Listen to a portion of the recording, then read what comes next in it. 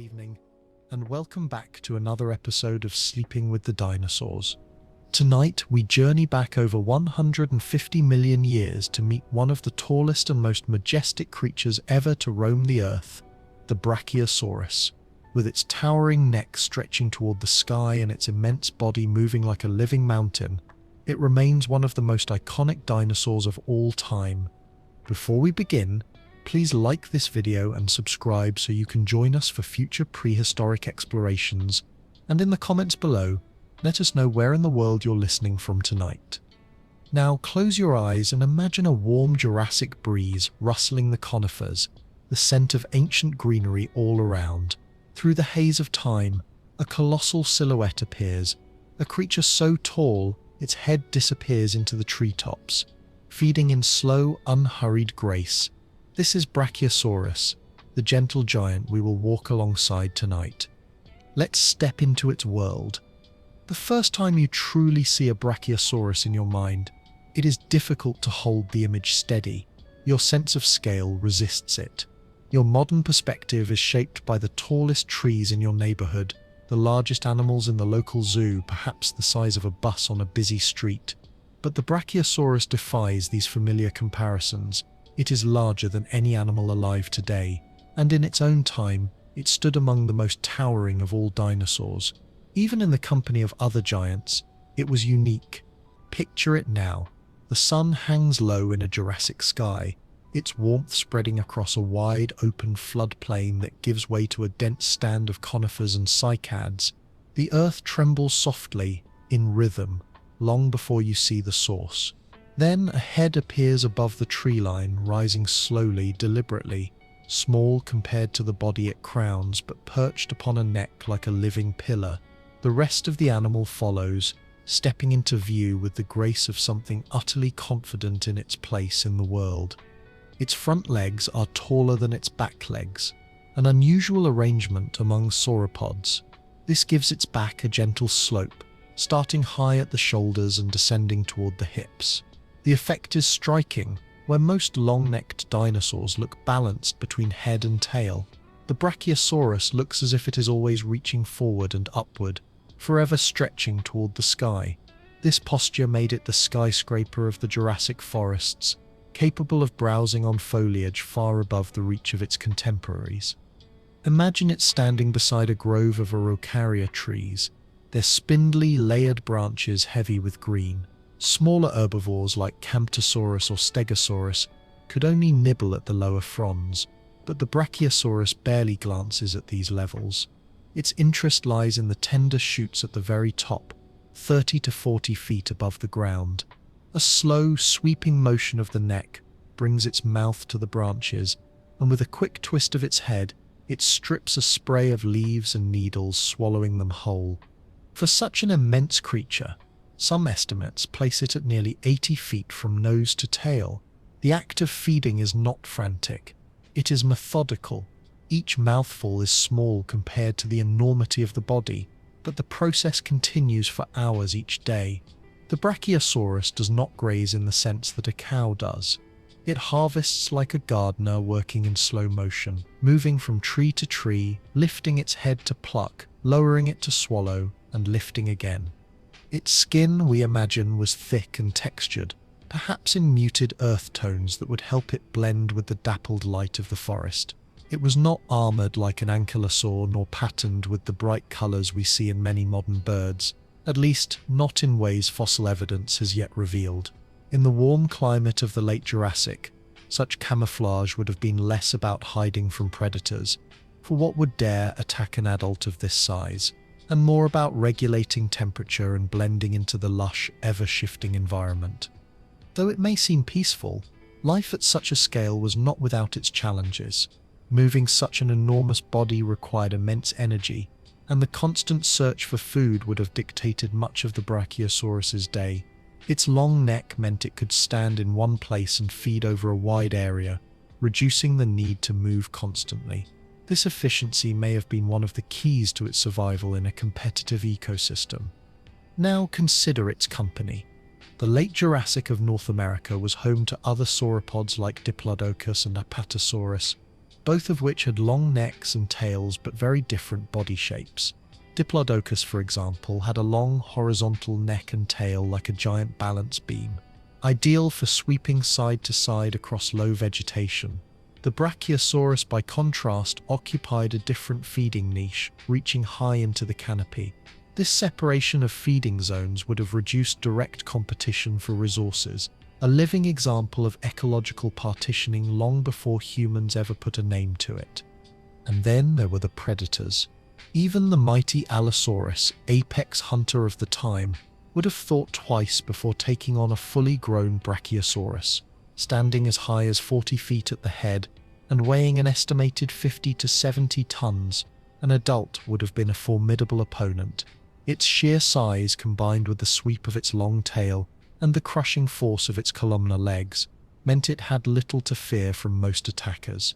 However, the young and the old would have been vulnerable, and the presence of such predators ensured that herds likely remained vigilant, especially when traveling or at watering holes. Water was essential, not just for drinking but for cooling down. Some scientists have speculated that, given its size, the Brachiosaurus may have spent time near rivers or lakes, perhaps wading into shallow water to relieve the weight on its legs or to escape biting insects. While early depictions often showed sauropods living semi-aquatic lives, modern science suggests they were fully terrestrial. Still, the sight of a Brachiosaurus lowering its head to drink, the neck bending in a long, elegant curve, must have been a scene repeated countless times in the ancient world. From a distance, a herd of Brachiosaurus would have been visible for miles, a slow-moving procession of high-shouldered giants, their necks swaying above the treetops like living cranes. The sound of their movement would have been a low, steady rumble, not the trumpeting roars often imagined in films, but perhaps deep, resonant calls carried over long distances, similar to how elephants communicate today.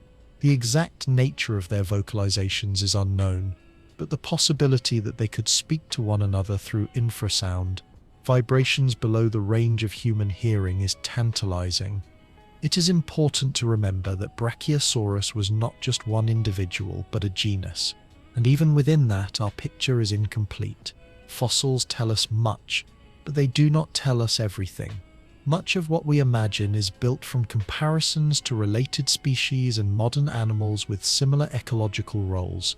Every bone, every joint, every wear pattern on a tooth offers a clue, and from these clues, paleontologists reconstruct the life of this towering herbivore. Yet even with all we have learned, there remains a sense of wonder that science alone cannot satisfy. Standing in the presence of a reconstructed skeleton in a museum, the long neck arching overhead, the legs rooted like ancient trees, one feels small in the best possible way. It is a reminder of life's capacity to produce forms beyond our everyday experience, to fill niches in ways we might never have predicted.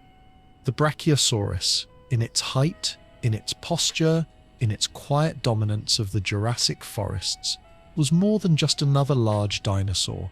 It was a true giant among giants, an animal whose form was perfectly suited to its role, whose size was both its greatest asset and its defining feature. And in the warm light of that ancient world, it would have been a sight to stir the heart of any who saw it, whether predator, rival, or curious observer from another time. As the sun dips lower in our imagined Jurassic sky, the herd continues its slow progress through the forest, each step deliberate, each neck rising and falling in unison. The ground is marked with their tracks, deep impressions that, in some cases, may last long enough to be fossilized, waiting for the day when human hands will uncover them and marvel at the path these giants once walked. And with that image in mind of towering forms moving like mountains across a living sea of green, we move forward in our journey, ready to discover where the story of Brachiosaurus first truly began. The story of Brachiosaurus in the human imagination begins not in the Jurassic, but in the rugged, sun-baked landscapes of the American West at the dawn of the 20th century. Before it had a name, before its bones were assembled into the towering reconstructions we now recognize, it existed as fragments buried deep in the sedimentary layers of ancient riverbeds, pieces of a puzzle that would take decades to place together. It was the year 1900. The United States was in the midst of a period of exploration and expansion, and the discipline of paleontology was still a relatively young science. The so-called Bone Wars of the late 19th century, the fierce rivalry between Othniel Charles Marsh and Edward Drinker Cope, had already uncovered a wealth of dinosaur species, but many more secrets lay hidden in the ground. Into this world stepped a man named Elmer Samuel Riggs, a paleontologist working for the Field Columbian Museum in Chicago, which would later become the Field Museum of Natural History. Riggs was meticulous, patient, and driven by a quiet determination. In the summer heat of western Colorado, near a place called Fruita, his team began excavating a site rich with fossilized remains. It was there, in layers of Morrison Formation sandstone, that they unearthed bones unlike anything Riggs had seen before. A massive humerus, the upper arm bone, emerged from the earth, so large that it took considerable effort to move. Alongside it were vertebrae, ribs, and other fragments, each hinting at an animal of extraordinary size and unusual proportions. What caught Riggs's attention was the relationship between the front and rear limbs. In most sauropods known at the time, the hind limbs were longer or roughly equal in length to the forelimbs. This new specimen, however, had forelimbs that were significantly longer than its hind limbs. This was not simply a scaled-up version of Diplodocus or Apatosaurus. It was something different, a creature that must have held its neck at an angle, towering above the ground in a way no other known dinosaur did. In 1903, Riggs formally described the new dinosaur and gave it a name that reflected its defining characteristic. The name came from the Greek words brachion, meaning arm, and sauros, meaning lizard, with the species name Altithorax, meaning deep chest. Together, the name painted a picture of an animal with both a towering front end and a massive barrel-like body. The fossils Riggs studied belonged to a single individual, but even incomplete, they told a story of size on a scale that defied imagination. He estimated the animal might have reached heights unmatched by any other known land animal. In his initial paper, Riggs noted that the long forelimbs suggested a lifestyle quite different from its sauropod relatives, one that involved browsing high in the treetops. This was a remarkable insight for the time, when the prevailing view still imagined many sauropods as swamp dwellers too heavy to support themselves on land. Riggs's discovery was significant, but for many years Brachiosaurus altithorax remained known only from that partial skeleton. In the decades that followed, other fossils began to appear in distant corners of the globe that seemed to match its general form. In Tanzania, in the early 1900s, German expeditions uncovered the remains of a similar dinosaur, later named Brachiosaurus browncai. For much of the 20th century, this African species was considered simply another example of Brachiosaurus, and it became the more famous of the two, thanks to the near-complete skeleton mounted in Berlin's Museum für Naturkunde, still one of the largest mounted dinosaur skeletons in the world. It was not until much later, in the early 21st century, that paleontologists determined Brachiosaurus brachii was distinct enough to be placed in its own genus, Girafatitan. This reclassification left Brachiosaurus altithorax as the sole species in its genus, and it also meant that the original North American animal regained its place in the spotlight as the true representative of the name Brachiosaurus. The early fossil discoveries of Brachiosaurus were not just scientific milestones, they were cultural ones. At the time, the public was enthralled by the idea of prehistoric life, and massive dinosaurs like Brachiosaurus became symbols of a lost world of giants. Newspapers ran illustrations exaggerating its size and strength, portraying it as a kind of gentle titan wandering through swampy forests. Even in scientific circles, there was debate about its posture, its weight, and its habits.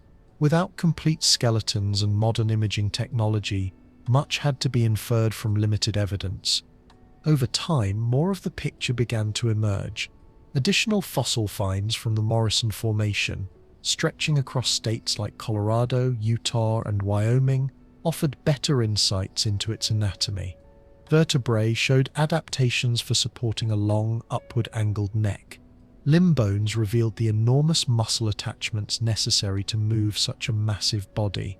The chest cavity, as suggested by the name altithorax, was indeed deep and broad, capable of housing the immense lungs and heart such a creature would require. But perhaps just as fascinating as the bones themselves is the story of the rock that held them. The Morrison Formation is a vast sequence of sedimentary deposits laid down during the late Jurassic, roughly 155 to 148 million years ago. It preserves a snapshot of a world teeming with life, from tiny mammals scurrying in the underbrush to gigantic predators and plant-eating titans like Brachiosaurus. The layers of sandstone, mudstone and shale that cradle its fossils were once river channels, floodplains and shallow lakes, slowly burying the remains of creatures over millions of years until they hardened into stone. For paleontologists, each discovery is like pulling back a curtain on deep time. The partial skeleton Riggs found was more than just an assemblage of bones. It was a direct connection to a living animal that had breathed, moved, and fed in a world unimaginably ancient. To hold a fragment of Brachiosaurus in one's hands is to bridge a gap of over 150 million years. A reminder that Earth has been home to forms of life both stranger and grander than our everyday experience.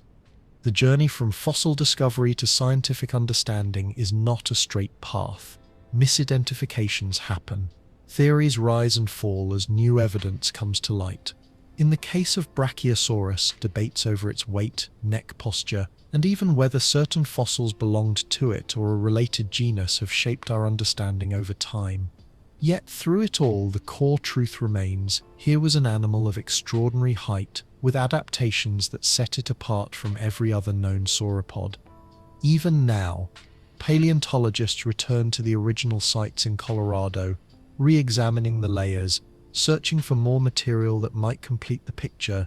Riggs began over a century ago. Each new fragment adds another brushstroke to the portrait of Brachiosaurus, a portrait that is still in progress. And so, from that hot summer dig in Fruita, Colorado, the story began. A handful of massive bones, carefully excavated and studied, revealed a creature that would forever stand among the giants of prehistory. It was a beginning rooted in patience, in the careful work of hands and minds dedicated to bringing the past into the present. As the dust of the dig site settles in our minds, we leave Riggs and his team under the shade of the Colorado sun, the bones of a giant resting in their crates, ready for the long journey to the museum. Ahead of us lies the next step in our own journey, to look more closely at the form of this incredible creature, to understand the shape that evolution carved over millions of years.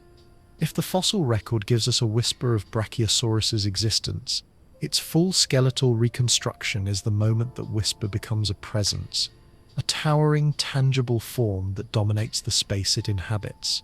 To stand before the assembled bones of a Brachiosaurus, whether in a museum hall or in the mind's eye, is to meet the physical reality of an animal shaped by tens of millions of years of evolutionary refinement. The first thing one notices is the slope. Unlike most other sauropods, Brachiosaurus did not hold its back in a level line from shoulders to hips.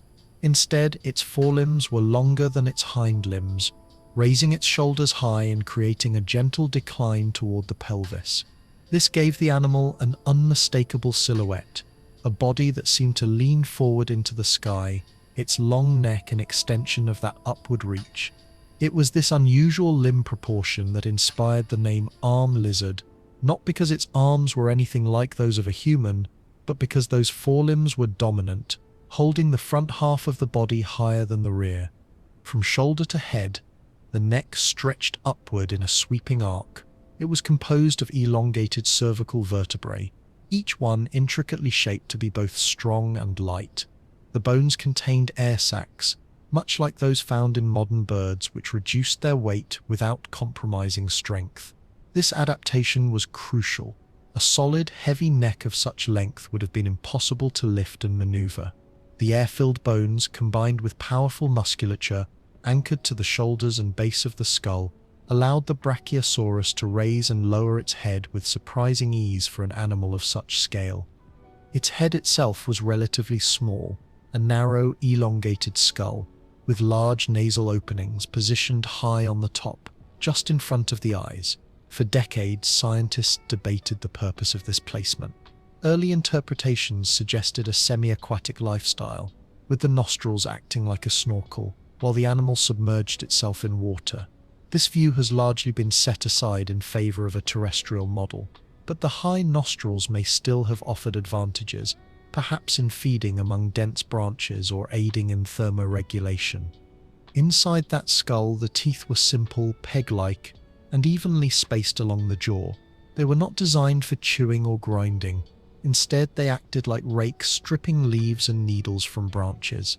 Once swallowed, the plant material would be processed in a massive digestive system, likely aided by gastroliths, swallowed stones that helped break down tough fibers, and by microbial fermentation in vast stomach chambers. This method of eating allowed the Brachiosaurus to consume huge quantities of plant matter quickly and efficiently, a necessity for maintaining its immense body mass. The torso was equally impressive. The name altithorax, meaning deep chest, is well earned. The ribcage was broad and deep, housing organs of extraordinary size. The heart alone would have been a marvel, potentially weighing hundreds of pounds, with the power to pump blood up the great distance of the neck to the head. The lungs, too, would have been massive, paired with a system of air sacs extending into the neck and body, ensuring a steady, efficient flow of oxygen. This bird-like respiratory system allowed for continuous airflow through the lungs, a necessity for an active animal of such size. Its legs were like living columns, straight and pillar-like, built to support an enormous load. The forelimbs ended in broad, hoof-like feet with a single claw on the inner digit, while the hind limbs bore more claws but were shorter overall. The tail, while long, was not as whip-like as that of Diplodocus. When one considers the overall proportions, the Brachiosaurus appears almost architectural in its design, a structure optimized for height, reach, and stability. The long neck and elevated shoulders gave it access to food sources far above the reach of most other herbivores. The deep chest and robust limbs provided the strength and endurance necessary for constant browsing and long-distance travel. The relatively short tail minimized weight at the rear, reducing the stress on the spine and hips. Yet for all its strength and size, the Brachiosaurus was not invulnerable. The skeleton reveals certain trade-offs inherent in its design. The long neck, while advantageous for feeding, required an immense cardiovascular effort to sustain. The high shoulders placed more strain on the forelimbs than in other sauropods, which may have influenced how it moved and rested. And its sheer size meant that it needed to eat almost constantly, tying it to habitats that could provide an abundance of high canopy vegetation. Modern reconstructions of Brachiosaurus also challenge our assumptions about how it held its neck. For many years, museum mounts depicted the neck in a graceful, swan-like curve, arching steeply upward.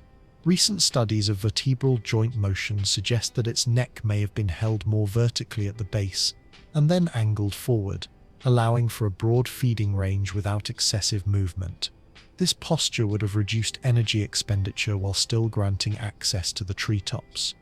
Skin impressions from related sauropods give us some hints about its outer appearance. These show a texture of pebbly scales with occasional larger, more prominent scales scattered across the body. While no direct evidence of Brachiosaurus's coloration exists, it is likely that it wore muted tones, browns, greys, or greens, helping it blend into the dappled light of its forested environment. Some paleontologists speculate that juveniles might have been more brightly patterned for camouflage in denser undergrowth, fading to more uniform colors as they grew. It is worth imagining this form not just as bones and measurements, but as a living, breathing animal. The neck, swaying gently as it moved from branch to branch, the steady, rhythmic sound of footsteps pressing into soft earth, each one leaving an impression deep enough to hold rainwater. The subtle shift of muscles beneath thick skin, the glint of an eye scanning the canopy above, from a distance, A herd of these animals would appear almost like a moving forest, their necks blending with the trees they fed upon. The elegance of Brachiosaurus's shape lies in its specialization. It was not trying to be everything at once. It was perfectly adapted to a specific way of life. In a world where competition for food was intense, it carved out a niche no other large herbivore could fully exploit. Its design allowed it to stand apart, both literally and figuratively, towering above its contemporaries in both stature and ecological role. And yet, despite its uniqueness, it was part of a broader pattern. Throughout the Mesozoic, sauropods evolved into a wide variety of forms, each adapted to different feeding strategies, body sizes, and environments.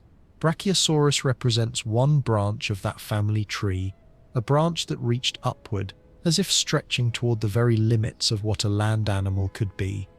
When we look at its skeleton today, whether in a museum or in a scientific illustration, we are not just seeing a set of bones, we are seeing the blueprint of a life form that ruled the treetops of the Jurassic, that survived and thrived in a dynamic, ever-changing world. The shape of Brachiosaurus is a testament to nature's ability to experiment, to refine, and to create structures that seem in their own way as artful as any human architecture. And as we step forward in our exploration, we will turn our focus to the feature that perhaps defined it most, that extraordinary neck, a structure that reached beyond the ordinary and allowed Brachiosaurus to touch the sky. If there is one feature that defines the Brachiosaurus above all others, it is the neck, that impossibly long, upward-reaching column of bone, muscle, and air that elevated the animal's head into the realm of the treetops. It was not merely long in proportion to its body, it was a structure that seemed to ignore the natural limits of terrestrial anatomy, a feat of evolutionary engineering that allowed this dinosaur to feed in a vertical world most herbivores could not touch. Imagine standing at the base of such a neck. You would have to tilt your head so far back that the muscles in your own neck began to ache. The base alone, where it rose from the shoulders, was thick and powerful, more like the trunk of a tree than any animal's neck alive today. From there, it extended upward and slightly forward in a gentle curve, a living bridge between earth and sky. Even when relaxed, it would have towered well above the height of a giraffe, perhaps twice as tall, and when fully extended, it could have reached the highest branches of 30 to 40-foot conifers without the animal even needing to rear up on its hind legs. The skeletal structure of this neck was built from a series of elongated cervical vertebrae, each one an intricate lattice of bone. They were not solid. Instead, they were riddled with air spaces, pneumatic cavities connected to the respiratory system, reducing their weight without sacrificing strength. These adaptations are remarkably similar to the hollow bones of modern birds, and they tell us that Brachiosaurus, like other sauropods, possessed an advanced breathing system far more efficient than that of mammals. Between each vertebra were joints that allowed for limited movement. This is where science has refined our mental image of Brachiosaurus over the years. Early reconstructions showed the neck curving in a dramatic S shape, arching gracefully like a swan's. It was a romantic image, but more recent biomechanical studies suggest the truth was subtler. The range of motion may have been more restricted, especially in the midsection of the neck. The greatest flexibility was likely near the base and the head, allowing the animal to sweep its feeding range both vertically and horizontally with minimal effort. One of the great debates surrounding sauropod necks is the posture they held most often. Could Brachiosaurus keep its head permanently high, gazing down from the treetops like a watchtower, or would such a posture have placed too much strain on the heart, which would need to pump blood up to a height of more than 30 feet? Some scientists argue that the neck was usually angled more forward than straight up, feeding across a range of heights without overtaxing the cardiovascular system. Others maintain that its heart and blood vessels were adapted for the challenge, making the high browsing posture perfectly plausible. However it held its neck, the advantage was clear: access to an abundant and largely untapped food source. While other large herbivores of the late Jurassic, such as Diplodocus or Camarasaurus, Focused on lower or mid-level vegetation, Brachiosaurus could feed where competition was minimal. This vertical separation of feeding zones meant it could share the same environment with other giants without exhausting resources. In ecological terms, Brachiosaurus was an apex browser of the canopy, a specialist in high dining. The act of feeding was a study in efficiency. The head, small in proportion to the neck, could be maneuvered with precision among the branches. Peg-like teeth stripped leaves with quick bites, the neck swaying gently to bring the next branch into reach. There was no chewing. The plant matter was swallowed whole, to be broken down later in the vast chambers of its stomach and intestines. By holding its neck steady and moving its head and jaws in short motions, the Brachiosaurus could feed for hours with minimal exertion, conserving energy for the endless task of sustaining its enormous body. To imagine the view from the top of such a neck is to step into a world few animals have ever experienced. From that vantage point, the forest canopy would stretch like a green ocean in every direction. Sunlight filtered through the needles and fronds, dappling the ground far below. The movements of other dinosaurs, stegosaurs grazing, smaller herbivores darting between ferns, predators stalking at the edges of the herd, would be visible from a distance, giving Brachiosaurus an early warning advantage. High above, ancient insects hummed through the warm air, and pterosaurs might have glided at eye level, curious at the towering presence rising from the forest floor. The long neck also had defensive benefits. While its sheer size was the primary deterrent to predators, the ability to spot danger from far away gave the herd more time to react. In the open floodplains, this might mean moving slowly toward denser cover or a nearby water source. In the forest, it might mean gathering juveniles into the center of the group. While there is no direct evidence of complex social defense strategies in Brachiosaurus, the advantages of height in both feeding and awareness are undeniable. There is another fascinating possibility: communication. Some paleontologists suggest that sauropods may have used their necks and heads for visual signals within the herd, much as giraffes do today. A slow, deliberate sweep of the neck, a raised head, or a subtle dip might have conveyed signals about movement, feeding, or the presence of danger. Combined with low-frequency vocalizations, perhaps infrasonic rumbles carried through the ground and air, the neck could have served as a tool not only for feeding, but for social interaction across distances too great for sight alone. The musculature required to move such a structure was immense. At the base of the neck, the cervical ribs and attachment sites on the vertebrae show where thick, powerful muscles anchored to the shoulders and back. These muscles worked in concert with strong ligaments, some of which may have run along the top of the neck, acting like tension cables to help support its weight. Even with hollow bones, the neck was far from light, and the engineering solution nature devised was both elegant and functional. When we picture Brachiosaurus moving its neck, it is tempting to imagine it whipping side to side or bending dramatically, but in reality the motions would have been slow and deliberate. The size and inertia of the structure meant quick movements were unlikely. Instead, it was a gradual, almost hypnotic sway, a motion in harmony with the pace of its life, matching the unhurried rhythm of browsing and moving through its environment. The high reach of Brachiosaurus's neck also speaks to the evolutionary arms race of the Jurassic period. As plants grew taller to capture more sunlight, herbivores evolved new ways to reach them. In turn, plants developed defenses, tougher leaves, chemical deterrents, prompting herbivores to adapt again. The neck of Brachiosaurus is the visible outcome of millions of years of this silent contest, a living structure shaped as much by the trees as by the animal's own genetic heritage.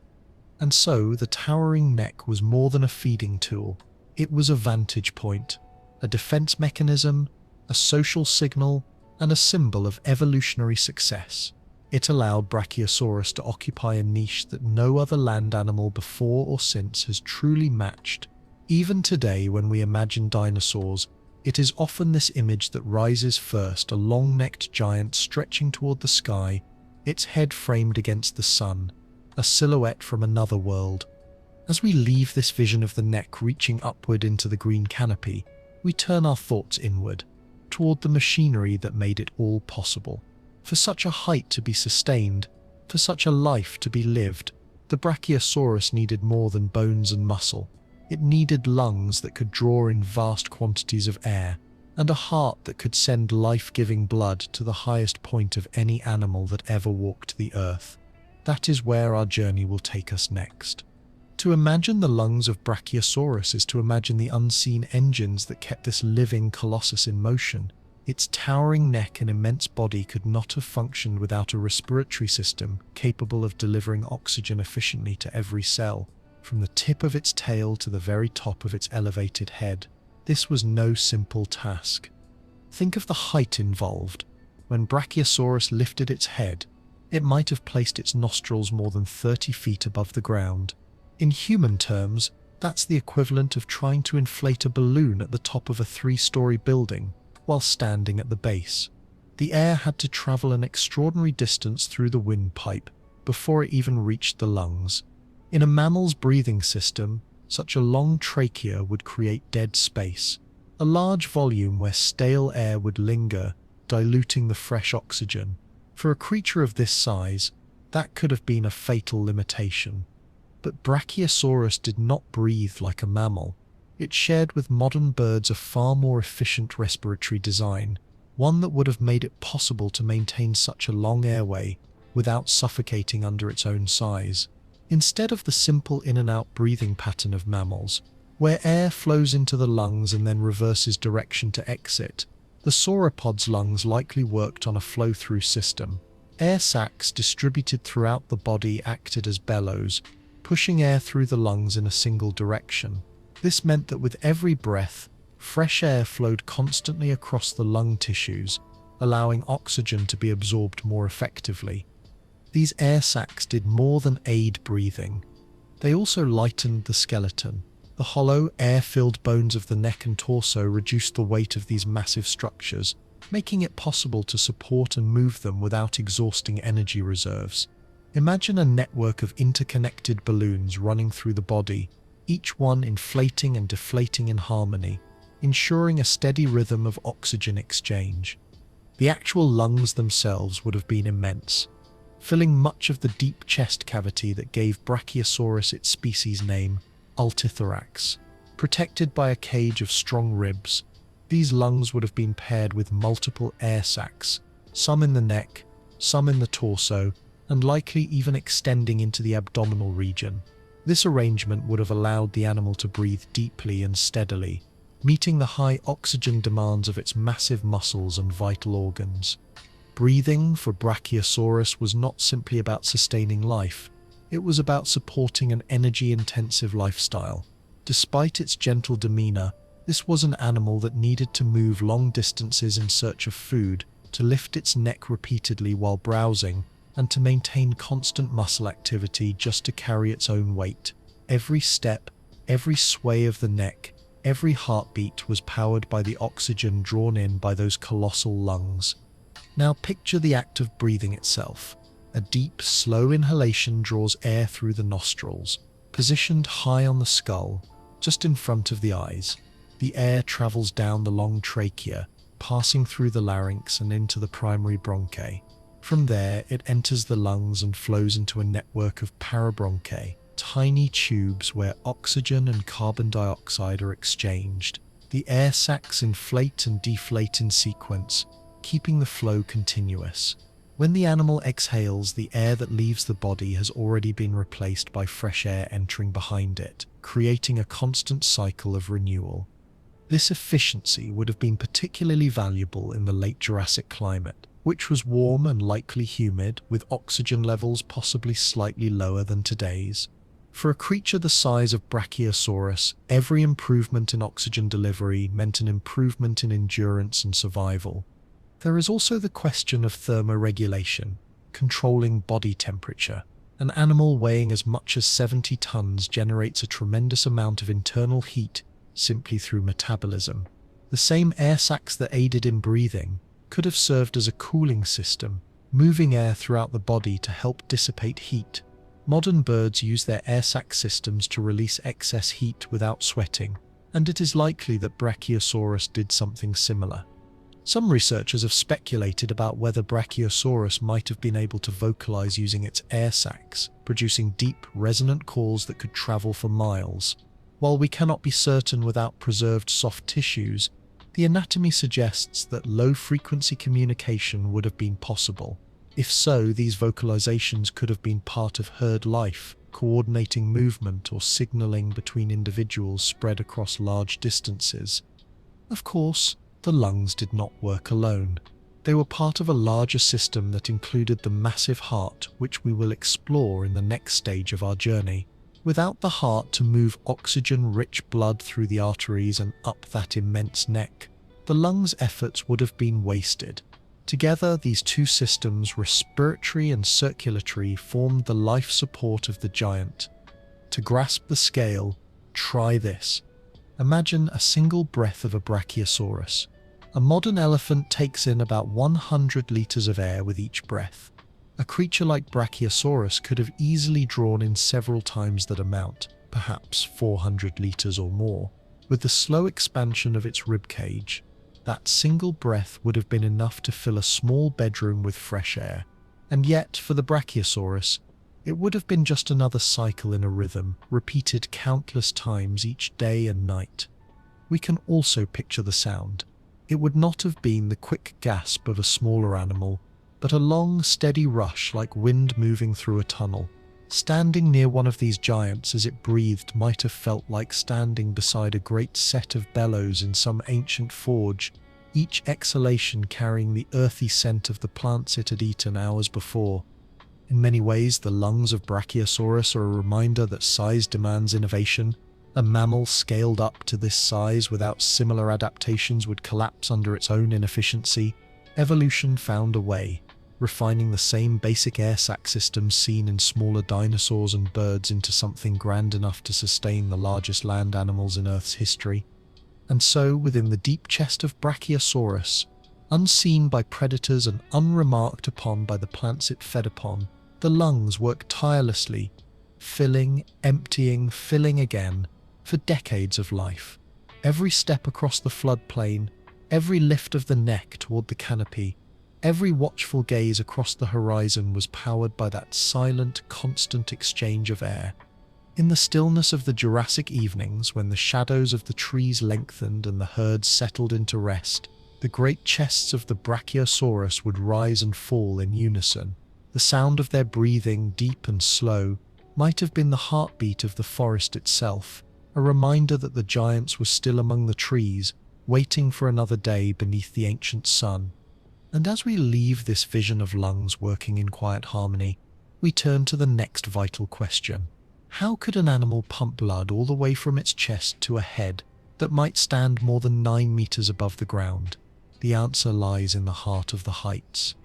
If the lungs of Brachiosaurus were the bellows that kept it supplied with oxygen, the heart was the relentless pump that made certain this oxygen reached every cell, from the muscles of its massive legs to the tip of its elevated head.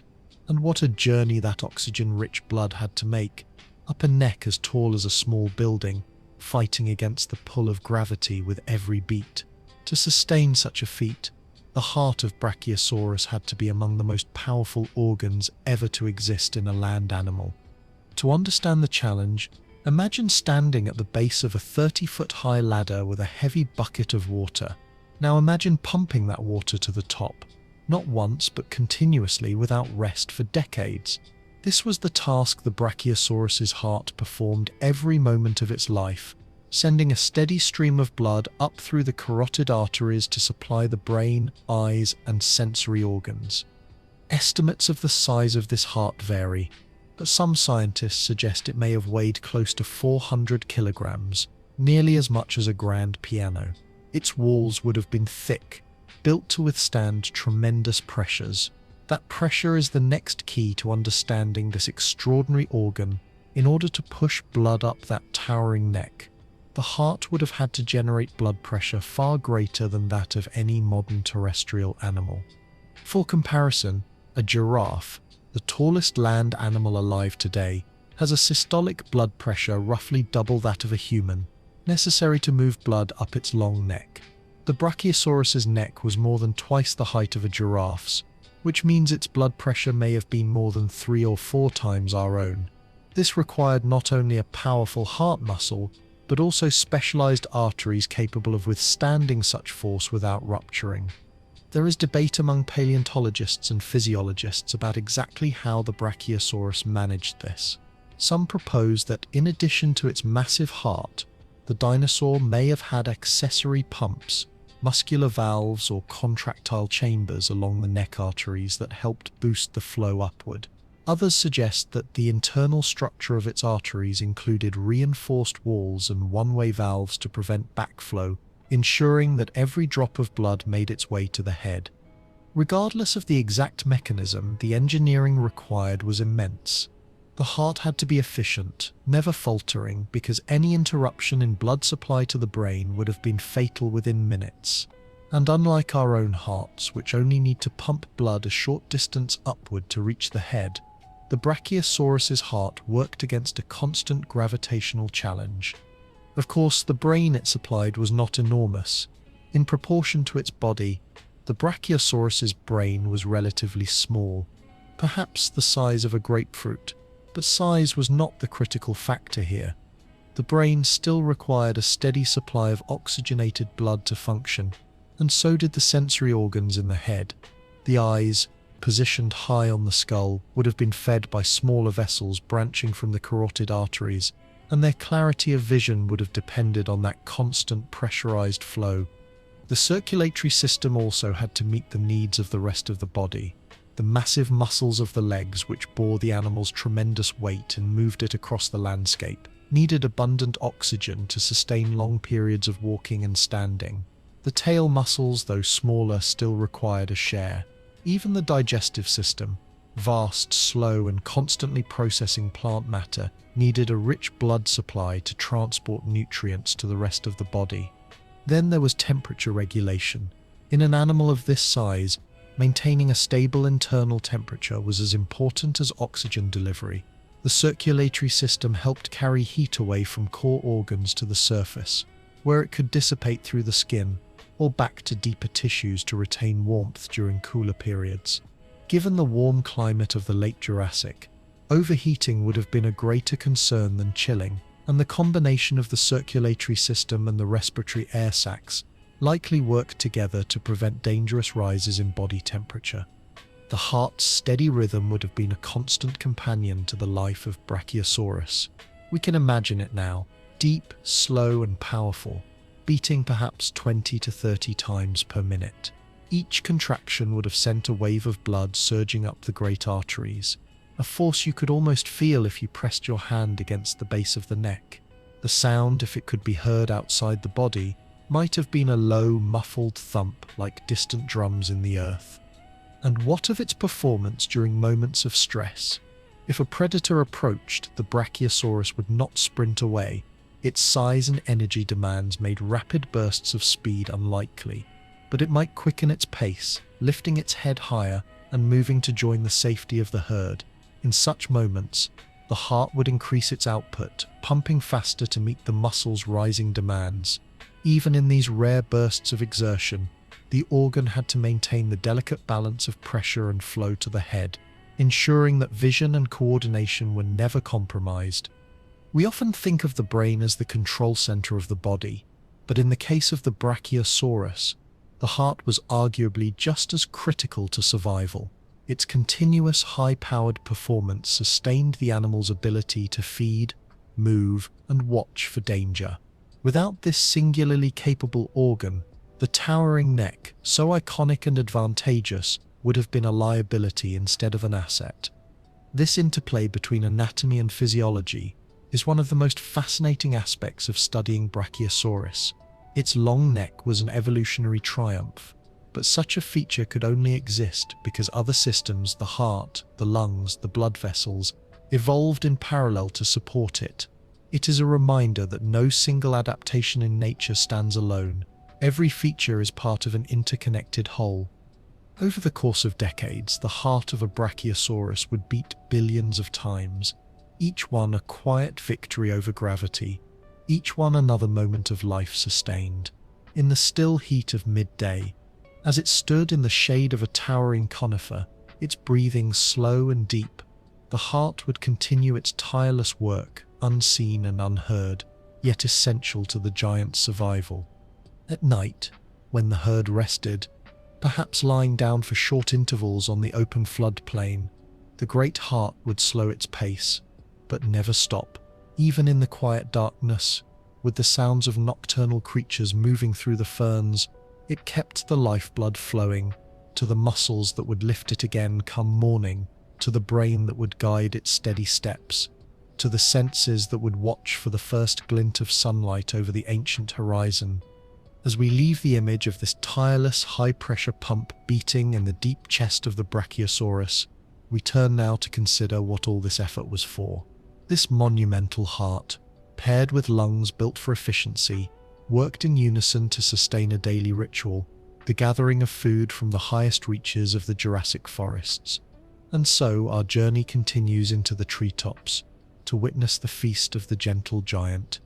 From the moment the sun's first light spilled across the Jurassic horizon, the Brachiosaurus's day was dictated by one unending need to eat. For a creature of such staggering size, food was not simply a matter of pleasure or choice. It was life itself, a constant requirement to fuel the enormous machinery of its body.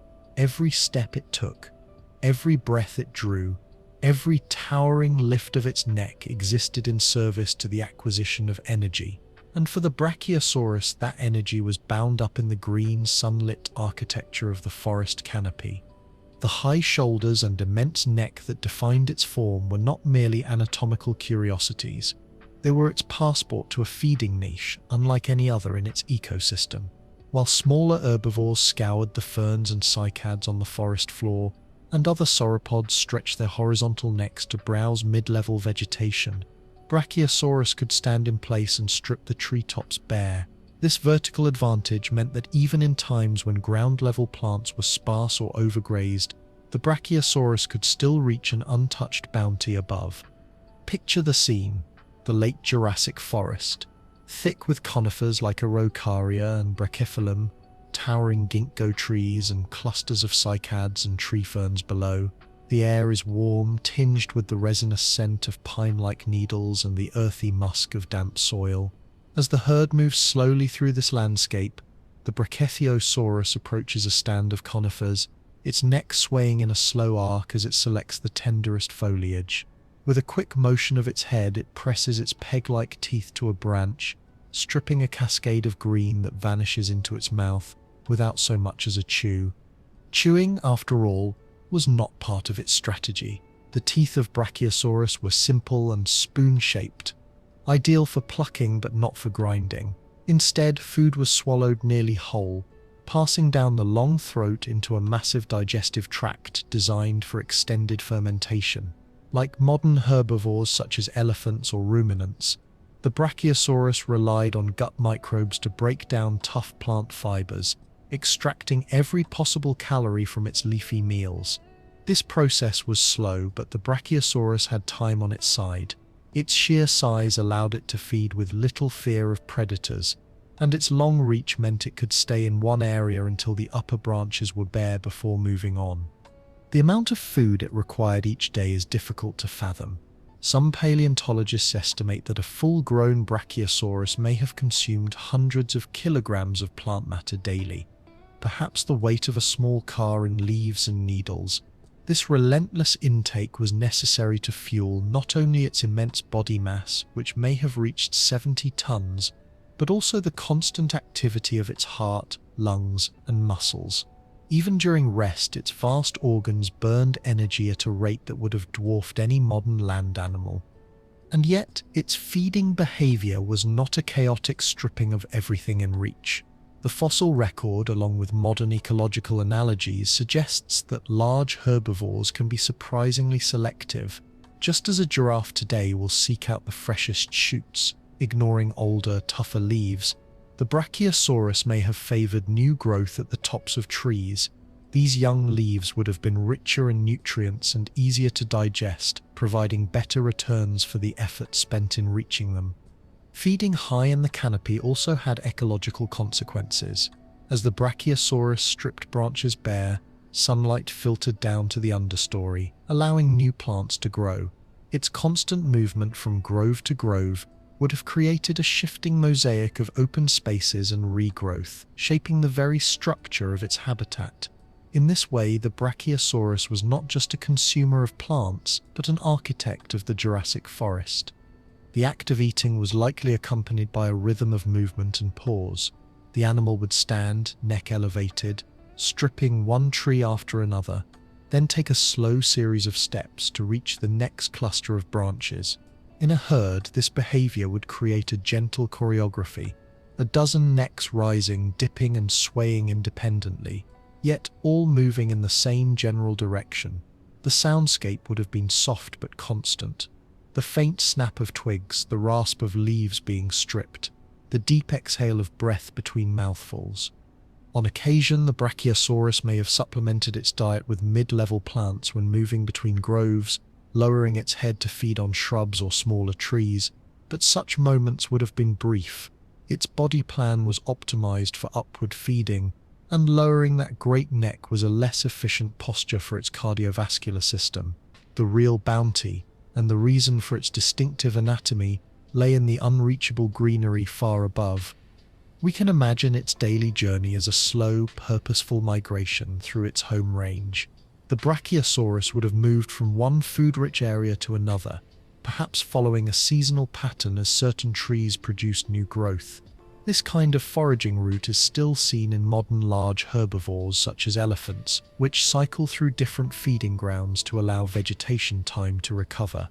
The Brachiosaurus's range may have spanned many kilometers, its pathways traced by the wide, deep footprints it left in soft ground, footprints that, in rare conditions, could be preserved for millions of years. The digestive process itself would have been a long, hidden labor. Inside its cavernous stomach, swallowed leaves and needles would be churned with the help of gastroliths, stones swallowed intentionally to help grind plant matter. From there, microbial fermentation would break down cellulose, releasing nutrients and producing gases as byproducts. These gases would have been expelled in quiet sighs or deep rumbling exhales, a reminder that the work of digestion never ceased. Its massive size may have even helped its digestion by allowing it to carry an immense volume of fermenting plant matter at once. The longer food remained in its system, the more nutrients could be extracted. This slow but steady approach to energy intake was the only way to maintain such an enormous frame. In return, the Brachiosaurus gave back to its environment in another, less visible way, through the dispersal of seeds. The plants it consumed often produced seeds that could pass through the digestive tract unharmed, emerging in nutrient-rich droppings far from the parent plant. In this way, the Brachiosaurus may have acted as a gardener of the Jurassic forest, planting new generations of trees wherever it roamed. As the day wore on, feeding would continue in a steady cycle, punctuated by pauses to rest in shaded areas or near water sources. Even while resting, the Brachiosaurus's gut would continue its work, converting the treetop bounty into the strength needed for another day. By late afternoon, the herd might have moved to a new grove, the earlier feeding site now quiet except for smaller dinosaurs picking over the lower branches. When evening came and the sun dipped low, casting long shadows through the forest, the Brachiosaurus would slow its foraging. Its deep chest rose and fell as it breathed, the scent of resin and greenery still clinging to its nostrils. Around it, the forest would settle into the hush of night, but in its stomach the silent feast continued, the day's harvest slowly becoming the fuel for tomorrow's journey. Feeding for Brachiosaurus was more than just a biological necessity. It was the central rhythm of its existence, the reason for its form, the driver of its movements, and a force that shaped its environment as surely as the rivers and winds. To watch it feeding among the treetops was to see the perfect alignment of anatomy, behavior, and ecosystem, a living link between the earth below and the sky above. And now, having stood beside the giant as it browsed in the sunlit canopy, we will turn our gaze outward to the land itself. For to truly understand the Brachiosaurus, we must understand the world it inhabited, the vast, warm and verdant landscape of the late Jurassic. To understand the life of Brachiosaurus, one must first walk, if only in the mind, through the world it called home. The late Jurassic period, roughly 154 to 150 million years ago, was a chapter in Earth's history unlike anything we see today. Continents were arranged differently, climates stretched in broad, warm belts, and life filled every niche with forms that seem both alien and strangely familiar. The land we now know as North America was in the midst of slow, relentless change. The supercontinent Pangaea had begun to break apart, creating new coastlines and reshaping inland seas. In the west, a vast floodplain stretched across what is now Colorado, Utah, and Wyoming, a patchwork of rivers, sandbars, wetlands, and forests. This was the realm of the Morrison Formation, the geological treasure chest that would one day yield the bones of Brachiosaurus. The climate here was warm, perhaps even subtropical, with distinct wet and dry seasons. During the wet season, rivers swelled with rain and snowmelt from distant mountains, spilling across the floodplain and replenishing the soil.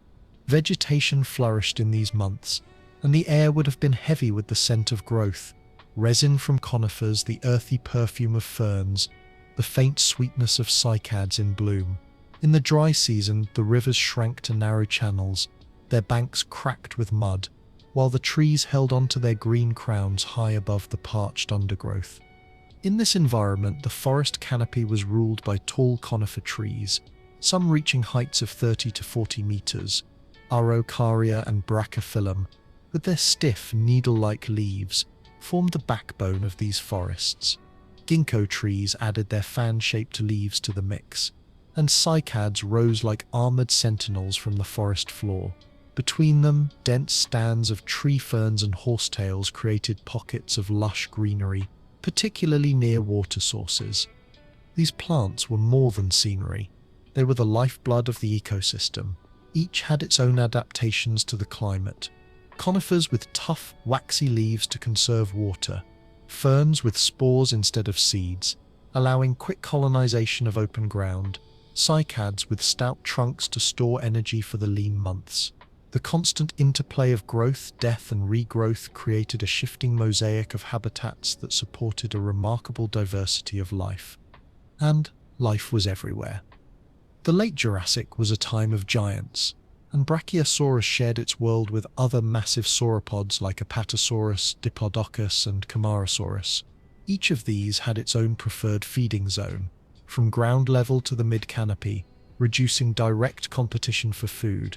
Predators roamed as well, most notably Allosaurus, a powerful theropod whose size, speed, and teeth made it a formidable hunter. But there were smaller predators too, like Ceratosaurus and Torvosaurus, each with its own strategies and prey preferences. In the underbrush, early mammals scurried on quick feet, their lives unfolding in the shadows of giants. Pterosaurs glided overhead, their wings catching the warmer updrafts rising from the forest floor, while insects hummed and clicked in a chorus that would have been constant through the daylight hours. The air itself would have felt different from what we know today. Oxygen levels may have been slightly lower, yet the warmth and humidity would have made the air feel heavy and full. During the wet season, clouds would gather in towering formations, releasing sudden drenching rains that soaked the ground and filled the rivers. In the dry season, the skies would turn a deep, unbroken blue, the sun casting sharp shadows across the plains. For Brachiosaurus, this landscape was both home and provider. The tall forests offered its primary food source, while the open floodplains allowed easy movement for a creature of such size. Water sources, whether rivers, shallow lakes, or seasonal pools, were critical not only for drinking but as gathering points for other animals. Here, different species would have come together, not in harmony exactly, but in shared necessity. Imagine a midday scene at one of these rivers. A herd of Brachiosaurus standing in the shallows, lowering their great necks to drink. Nearby, a group of stegosaurs wade in, their spiked tails twitching at the approach of smaller scavengers. In the distance, a pair of Allosaurus watch from the tree line, their heads tilting as they judge the risks and rewards of an attack. Above, a pterosaur glides silently over the water, its shadow passing briefly over the back of a young Camptosaurus that has wandered down to drink. The air is alive with movement. Wings, tails, ripples, swaying necks, each part of a complex and ancient web. The landscape also shaped the behavior of its inhabitants. The alternating wet and dry seasons likely dictated migration patterns. While there is no direct evidence of Brachiosaurus migrating over vast distances like modern caribou, its constant need for large quantities of fresh vegetation may have driven it to follow the growth patterns of its favored trees. This could have meant seasonal movements from one part of the floodplain to another, ensuring a steady supply of food throughout the year. The dry season would have brought its own challenges. With water sources shrinking, competition would have intensified. The herds may have gathered near the remaining rivers, creating dense concentrations of plant eaters, a bounty for predators willing to take the risk of targeting the young, sick, or old. Dust would rise from the ground with every step, settling on leaves and scales, clinging to the skin until the next rain.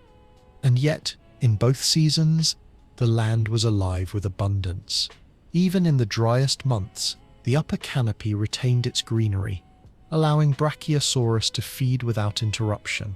This reliability was part of what made the Morrison ecosystem so successful, a layered vegetation system where different plant forms thrived in different conditions, ensuring that food was always available to someone.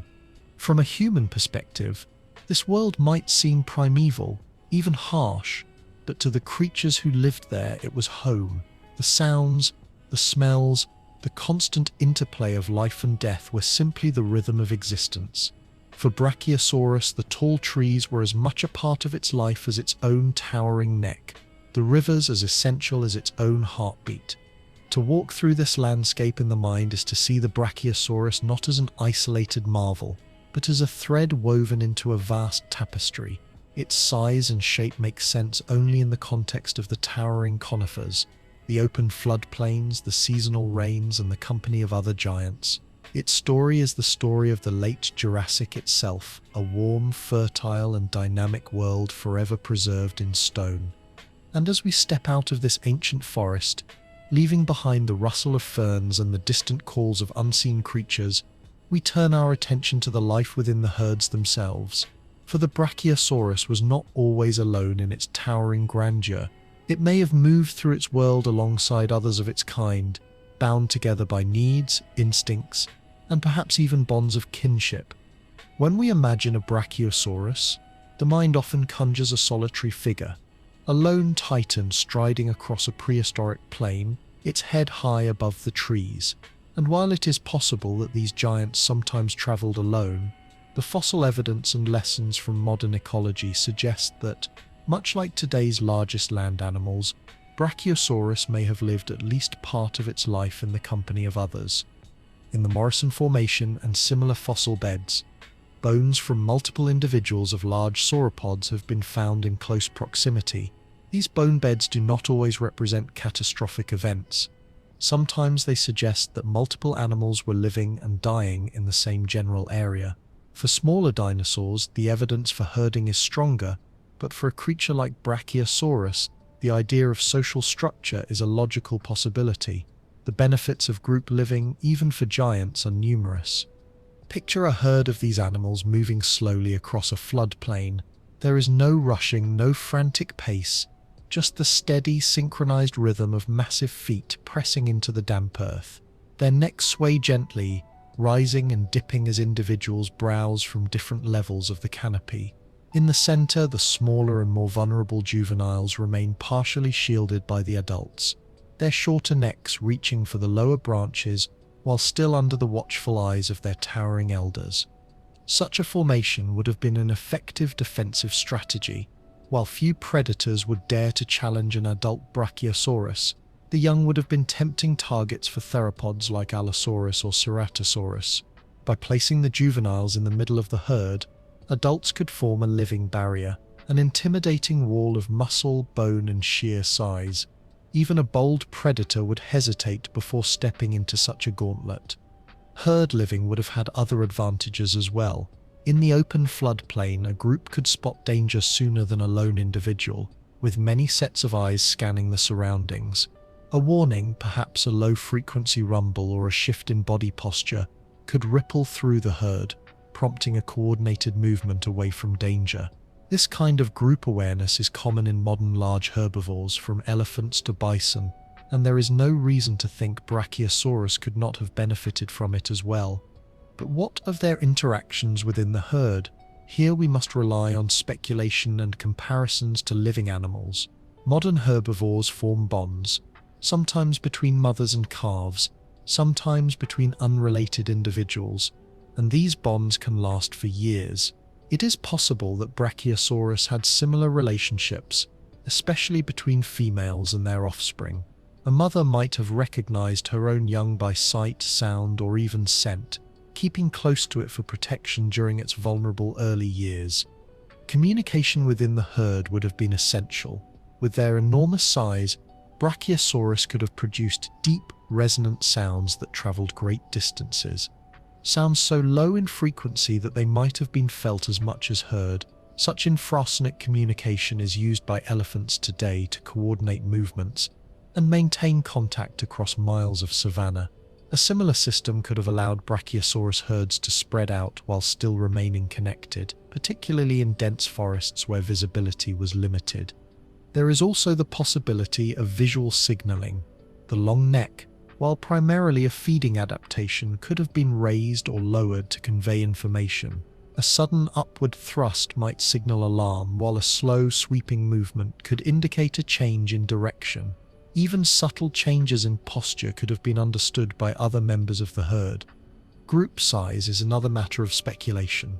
Modern large herbivores vary greatly in their herd sizes depending on food availability, predator presence, and social behavior. Brachiosaurus herds may have been relatively small compared to the massive migrations of some modern animals, perhaps numbering a dozen or fewer adults, especially if food resources were limited. In richer environments, larger aggregations might have formed temporarily, perhaps at seasonal feeding or watering grounds. It is worth remembering that Brachiosaurus, for all its size, was not invincible. A solitary individual, especially one weakened by injury or age, would have been far more vulnerable than one in a group. Predators might have followed herds at a distance, waiting for such opportunities. The safety of numbers, even for the largest land animals, is a strategy written into the very fabric of survival. The social life of Brachiosaurus may have also included competition. Males in particular might have engaged in displays to assert dominance, perhaps over access to mates or prime feeding spots. These contests may not have been violent. After all, a clash between two such giants could have been dangerous for both, but they might have involved parallel walking, neck posturing, or even gentle pushing. Such behaviors are seen in giraffes, where males engage in necking contests, swinging their heads to deliver controlled blows. While Brachiosaurus's anatomy was different, the neck could still have been a focal point in social display. Seasonal changes might have influenced herd dynamics. During the wet season, when food was abundant, groups could have spread out more, mingling and feeding with little tension. In the dry season, when resources grew scarce, herds might have condensed around the last reliable water sources, leading to more frequent interactions and possibly more competition. Raising young would have been a central part of the herd's social structure. The sheer size disparity between a hatchling and an adult Brachiosaurus is difficult to grasp. At birth, the young would have been tiny compared to their towering parents, small enough to be preyed upon by almost any carnivore. Growth would have been rapid, but the first few years of life would have been perilous. If herds did indeed protect their young collectively, it would have greatly increased the survival rate of these vulnerable calves. We can imagine a morning in the Jurassic where the herd begins to move toward a distant grove of trees. The adults stride in a loose formation, their feet pressing deep impressions into the soft soil. Calves walk close to their mothers, occasionally stretching their necks to nip at low branches. Now and then, A deep rumble passes from one end of the group to the other, a message that all is well, that the path is clear. Above them, the rising sun filters through the canopy, painting their backs in dappled light. For the Brachiosaurus, herd life was likely a balance between cooperation and independence.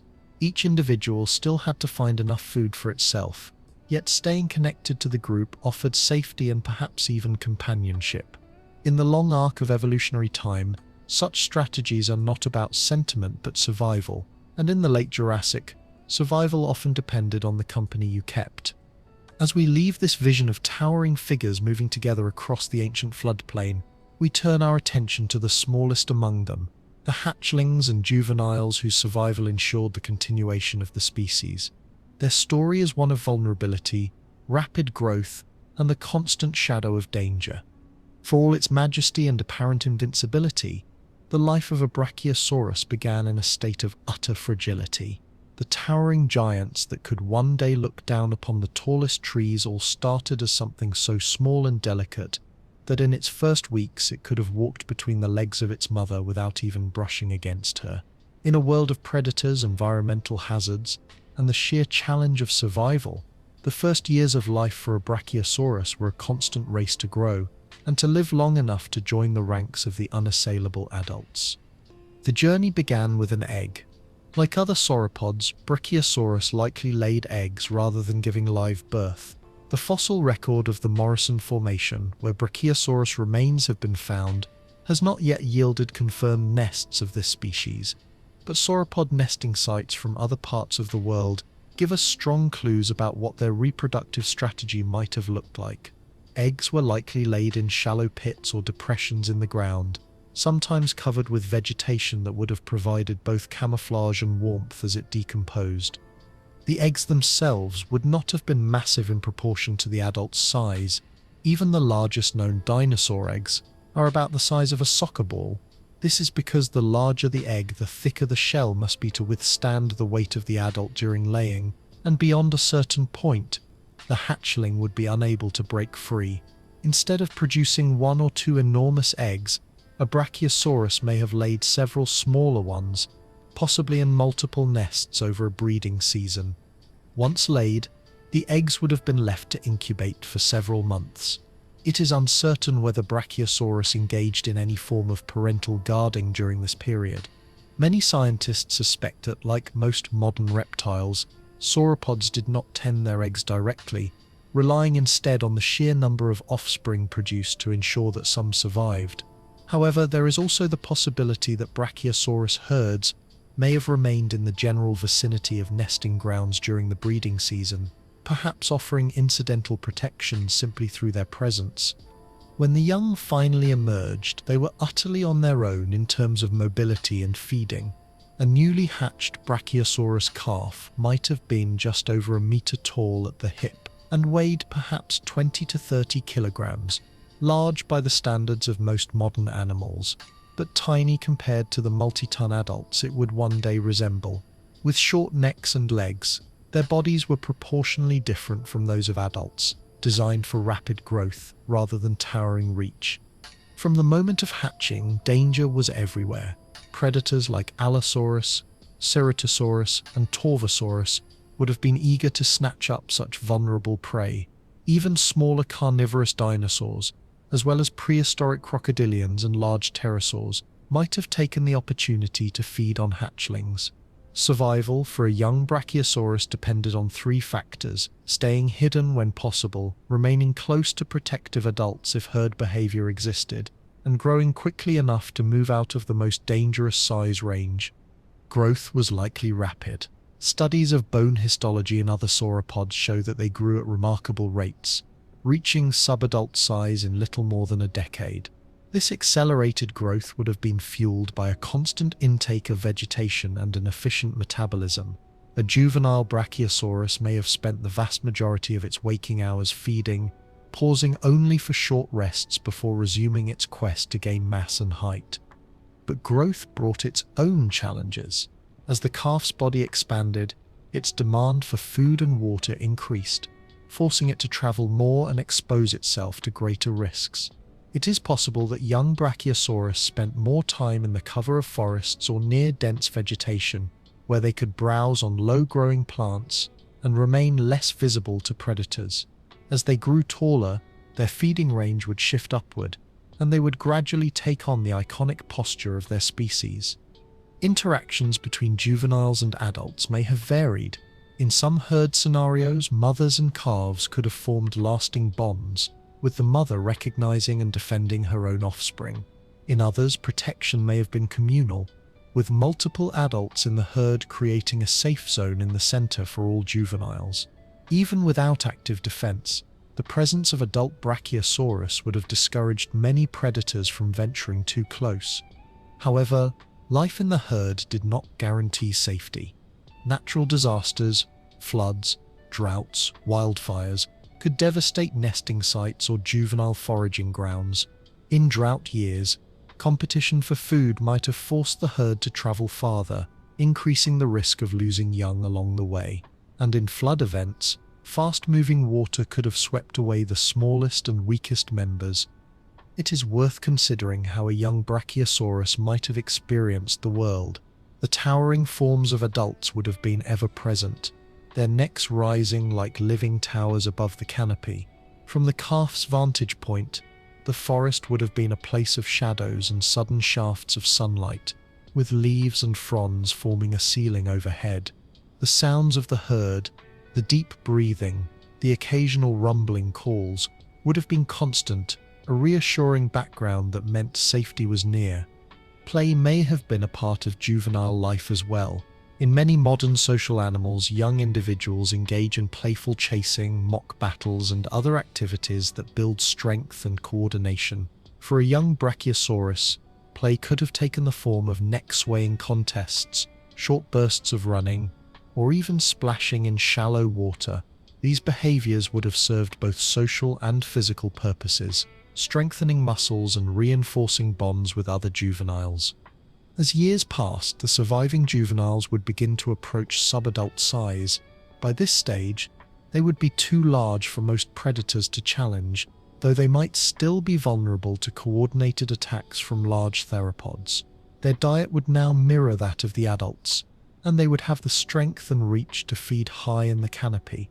At this point, the greatest danger was no longer predation but the slow wear and tear of life, injuries, disease, and environmental stresses.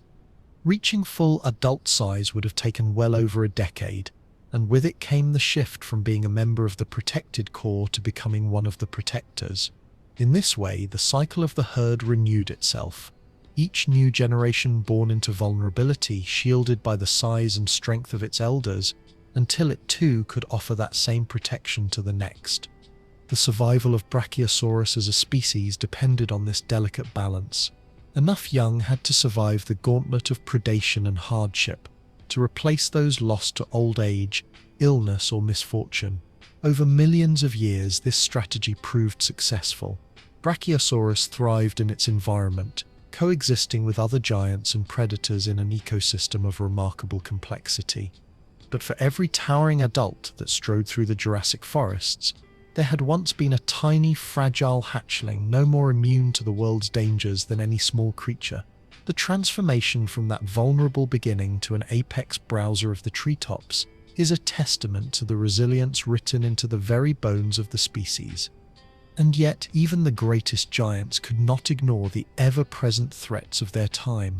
For while size was a shield, the Jurassic world was home to predators and hazards capable of testing even the largest of land animals.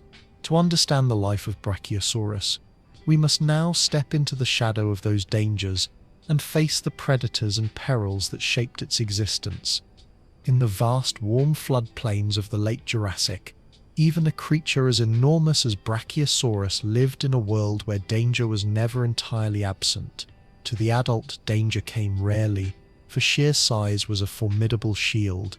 But to the young, the weak, or the isolated, the landscape held threats both living and environmental, forces that could end a life in moments or slowly grind it down over weeks. The most obvious dangers came from the predators that shared its range. Chief among them was Allosaurus, the apex hunter of the Morrison Formation. This formidable theropod, with its powerful jaws, recurved teeth, and muscular build, was perhaps the greatest single threat to juvenile Brachiosaurus. An adult Allosaurus weighing up to 2 tons could deliver a slash with its teeth like a living guillotine. It is unlikely, however, that even the largest Allosaurus would have risked a direct attack on a healthy adult Brachiosaurus. The danger of being crushed under a columnar foot or swept aside by a massive tail was simply too great. Instead, Allosaurus probably focused on opportunistic attacks: a calf that strayed too far from the safety of the herd, a subadult slowed by injury, or an individual separated during a migration could become the focus of a carefully timed assault. Some paleontologists suggest that Allosaurus may have hunted in loose groups, not in the coordinated packs of wolves, but in opportunistic associations, multiple individuals drawn to the same vulnerable prey. If this was the case, even a larger juvenile Brachiosaurus might have found itself in mortal danger when faced with several hungry theropods working in the same area. Another predator of note was Ceratosaurus, a slightly smaller but still dangerous carnivore, armed with blade-like teeth and a long crocodile-like snout. Though perhaps not as dominant as Allosaurus, Ceratosaurus may have been more adept in ambush, especially near rivers or in denser vegetation. Here, a juvenile or weakened Brachiosaurus stopping to drink could find itself the target of a sudden, lunging strike. Beyond the great theropods, there were other threats. Smaller predators, including early relatives of raptors, may have been unable to harm larger juveniles, but could have preyed upon hatchlings in the nesting grounds. Ancient crocodilians, lurking at the edges of lakes and rivers, may have been capable of dragging down the smallest members of the species. Even large pterosaurs, though primarily fish-eaters or scavengers, could have scavenged the remains of young dinosaurs killed by other means. But predators were only one face of danger. The environment itself posed a constant test. Seasonal droughts could transform the lush floodplains into dusty expanses where water became scarce. In these conditions, Brachiosaurus herds might have been forced to travel long distances between waterholes. Such journeys increased the risk of exhaustion, injury, and encounters with predators lying in wait at the last remaining watering sites. On the opposite extreme, flooding during the wet season could alter the landscape dramatically. Rivers could burst their banks, turning open plains into a network of deep channels and swampy traps. For an adult Brachiosaurus, these might be no more than an inconvenience, but for smaller or less sure-footed individuals, a misstep into soft, sucking mud could spell disaster. The fossil record contains many examples of dinosaurs preserved where they became trapped, their bodies later scavenged by predators. Diseases, too, may have claimed their share of lives. While we cannot know the specific pathogens that existed in the Jurassic, any large, dense population of animals, especially those gathering at water sources, provides fertile ground for the spread of illness. Skin infections, parasitic infestations, and respiratory ailments could have weakened individuals, leaving them vulnerable to predators or unable to keep pace with the herd. There was also the ever-present threat of injury. For an animal of such immense mass, a broken leg or damaged foot could be catastrophic. Even a small fracture might heal poorly, reducing mobility and making feeding more difficult. A toppled adult, perhaps one that fell on unstable ground or during a struggle with another dinosaur, would have faced an almost certain death, for rising again without the proper footing would be nearly impossible. For the young, the hazards were more numerous still. Without the towering bulk of an adult to deter attackers, calves were constantly at risk. It is likely that the early months of life were the most dangerous, with mortality rates high and only a small percentage of hatchlings reaching adulthood. Those that did survive grew rapidly, their increasing size tipping the balance in their favor with each passing year. And yet even adults could not completely ignore predators. An Allosaurus might attempt a harassment strategy, feinting, snapping, and darting in to test for weaknesses.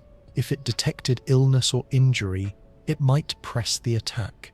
In such cases, the Brachiosaurus could defend itself with sheer physical force. A kick from one of its hind legs could break bones, and a sweeping motion of the tail, though not as whip-like as that of Diplodocus, could knock a predator off its feet. Its sheer size meant that even standing its ground could be an effective deterrent. The balance of power between predator and prey in the Jurassic was not one of constant violence but of constant tension. Predators rarely risked injury by attacking strong, healthy adults, and prey rarely gave predators an easy opportunity. Most interactions likely ended without bloodshed, a stalking predator abandoning the chase when it realized the odds were against it, or a Brachiosaurus simply moving into the safety of the herd before a confrontation could occur. Perils also came from less obvious sources. Volcanic activity, though not constant, could have reshaped parts of the landscape, covering vegetation in ash or poisoning water sources with runoff. Wildfires during the dry season could have swept through forests, driving herds into open ground and forcing them to travel for days to find unburned feeding areas. And there is one final silent hazard worth noting: starvation. Though the Morrison ecosystem was rich, periods of environmental stress could have reduced food availability, especially for such large herbivores. For a Brachiosaurus, the loss of key feeding areas to drought, flood, or fire could have spelled slow decline. Even the tallest trees could not save it, if the leaves withered or fell early. In the face of these dangers, the success of Brachiosaurus as a species speaks to its resilience.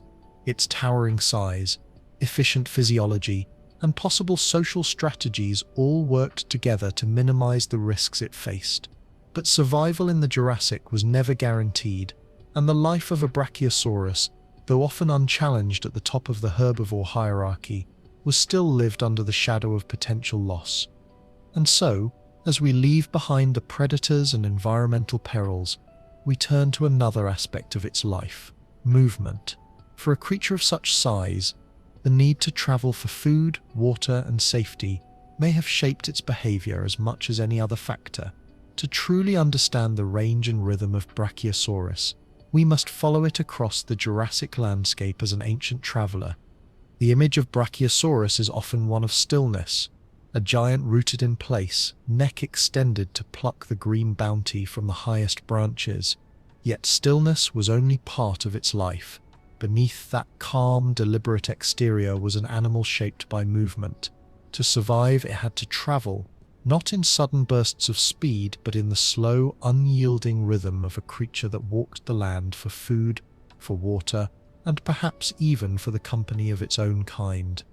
In the late Jurassic, the Morrison floodplain was a land of abundance, but abundance did not remain constant in every place at every time. The alternating wet and dry seasons shifted the availability of resources. Trees might be lush and full in one area in the spring, yet stripped bare by herbivores by late summer. Shallow pools might shrink to cracked mudflats in the dry season, while distant river valleys brimmed with fresh vegetation. Brachiosaurus, with its colossal size and high energy needs, could not afford to linger where resources ran low. Movement for such an animal was not simply an idle choice, it was a necessity written into its very design. Its long legs, though not built for speed, were made for steady endurance. The same anatomy that allowed it to tower over its competitors also made it capable of walking great distances without exhausting itself. Each step was measured and powerful, the ground beneath its feet compressing into deep prints that in rare circumstances could harden into fossilized trackways preserved for millions of years. Some of these trackways, found in parts of North America, show parallel lines of massive footprints stretching for dozens of meters. While not always directly attributable to Brachiosaurus, they offer a window into the traveling life of sauropods. The tracks reveal consistent stride lengths, suggesting an even deliberate pace. The spacing indicates that these animals walked with a slow but unceasing gait, covering distance without strain, the kind of pace that over days and weeks could carry them across entire regions. But where did they go? The likely answer lies in the seasonal patterns of the Jurassic environment. During the wet season, when rivers overflowed and vegetation flourished, herds may have spread out across the floodplain, taking advantage of the abundance. As the dry season approached, they would have followed the green, moving toward areas where water persisted longest and where the tallest conifers still held fresh foliage. These seasonal movements might have formed predictable routes, used year after year, generation after generation. In some cases, movement may have been driven by more than just food and water. Nesting grounds, if they existed in specific locations, could have drawn herds at certain times of the year. Young Brachiosaurus, once hatched, would then begin their own slow migration with the herd, learning the routes that would sustain them in the years ahead. The mechanics of movement for a creature this size are fascinating to consider. An adult Brachiosaurus may have taken steps nearly 2 meters in length, each one swinging forward in a slow arc before the massive foot came down with a muted thud. The forelimbs, longer than the hind limbs, created a slightly inclined body posture, which may have influenced the way the animal's weight shifted from step to step. Despite its mass, perhaps 60 or 70 tons, the gait would have been surprisingly energy efficient. Its column-like limbs acted as natural supports, transferring weight directly down to the ground without excessive strain on joints. Traveling in groups would have added another layer to this movement. A herd would not have marched in tight formation like a human caravan, but instead in a loose, shifting pattern. Adults might have spread out across a wide front, with juveniles positioned within the safer middle. The line of travel could have stretched for hundreds of meters, with individuals browsing as they went, pausing to feed before catching up to the group. At night, the herd may have chosen open areas to rest, where visibility was high and predators could be spotted from a distance. Resting for a Brachiosaurus was likely brief and intermittent. Lying down and standing up again would have been a slow process, so it may have preferred to do so only when necessary. More often, it may have rested standing, neck lowered slightly, entering a light doze before resuming its steady march. These long journeys would have carried the Brachiosaurus across varied terrain, from open plains to low hills, through river valleys and between groves of ancient trees. Each environment brought its own challenges. In open ground, exposure to predators was greater, though visibility worked both ways. In forests, food was plentiful, but the trees themselves could limit maneuverability for such a large body. Crossing rivers was perhaps the most delicate task, requiring careful footing and the choice of shallow fords where the current was manageable. Weather, too, would have influenced travel. The sudden, drenching rains of the wet season could turn hard-packed soil into slippery mud, while the dry season's heat would have made shade and water more precious. In cooler times of day, early morning or late afternoon, the herd might have covered the most ground, resting during the hotter hours when the sun was high. Travel was not without risk, but it also offered rewards beyond sustenance. Movement allowed the Brachiosaurus to avoid overgrazing any one area, ensuring that the forest could recover and continue to provide food in future seasons. It also may have reduced parasite loads, as staying in one place for too long would have increased exposure to waste and disease. From a predator's perspective, migration created both opportunities and challenges. Following a herd meant the possibility of finding vulnerable individuals, but it also meant keeping pace with a group that could travel dozens of kilometers over the course of a season. For the Brachiosaurus, the constant forward motion was itself a form of defense. A moving target is harder to corner than one standing still. One can imagine the sight of such a journey, a line of towering shapes moving across the horizon, their necks swaying gently, the glint of sunlight on pebbled skin. Dust might rise behind them in the dry season, or water might splash around their legs as they crossed shallow streams in the wet. Birds and small pterosaurs could have followed along, darting in to snatch insects stirred by their passing. For the individual Brachiosaurus, the journey was not a race but a cycle, part of the great seasonal heartbeat of the land. The routes it traveled were carved not in stone but in memory, passed down through instinct and perhaps through the learned experience of moving with the herd. Each step brought it closer to food, water, safety, and each step also left its mark, whether in the soil beneath its feet or in the geological record we read today. By the time a herd returned to a favored grove or riverbank, months might have passed, and the world around them might have changed. Trees stripped bare in the previous season could be heavy with new growth. Waterholes could be brimming once again, surrounded by the tracks of other dinosaurs that had come before. The cycle would begin anew, as it had for countless generations. And so, while Brachiosaurus may have seemed a creature of stillness, its life was in truth one of constant movement. Slow, deliberate, but unending. The ancient traveler carried not only its own immense body across the land, but also the continuity of its species, the rhythm of its ecosystem, and the quiet persistence of survival over millions of years. From here, our journey will shift from the reality of the ancient world to the world we know today, a world in which Brachiosaurus exists only in stone and imagination, yet continues to capture the hearts and minds of people around the globe. Its fame, built on fossilized remains and scientific discovery, has carried it from the Jurassic to the silver screen and beyond. The story of Brachiosaurus did not end when the last of its kind walked the floodplains of the late Jurassic. For over 150 million years, its bones lay buried, entombed in the layers of sediment that once formed its home. Wind and rain had long since erased its footprints from the surface, but deep below, the record of its existence endured, waiting for human hands to uncover it. When Elmer Samuel Riggs first described Brachiosaurus ultithorax in the early years of the 20th century, the discovery marked only the beginning of its second life, a life lived not in the forests of prehistory, but in the halls of museums, the pages of books, and eventually in the moving images of film and television. From a partial skeleton found in western Colorado, the Brachiosaurus began its journey into the collective imagination. The early years of its fame were tied closely to the expansion of paleontology as a science. In the decades after Riggs's discovery, dinosaur mounts began to appear in museums across the world.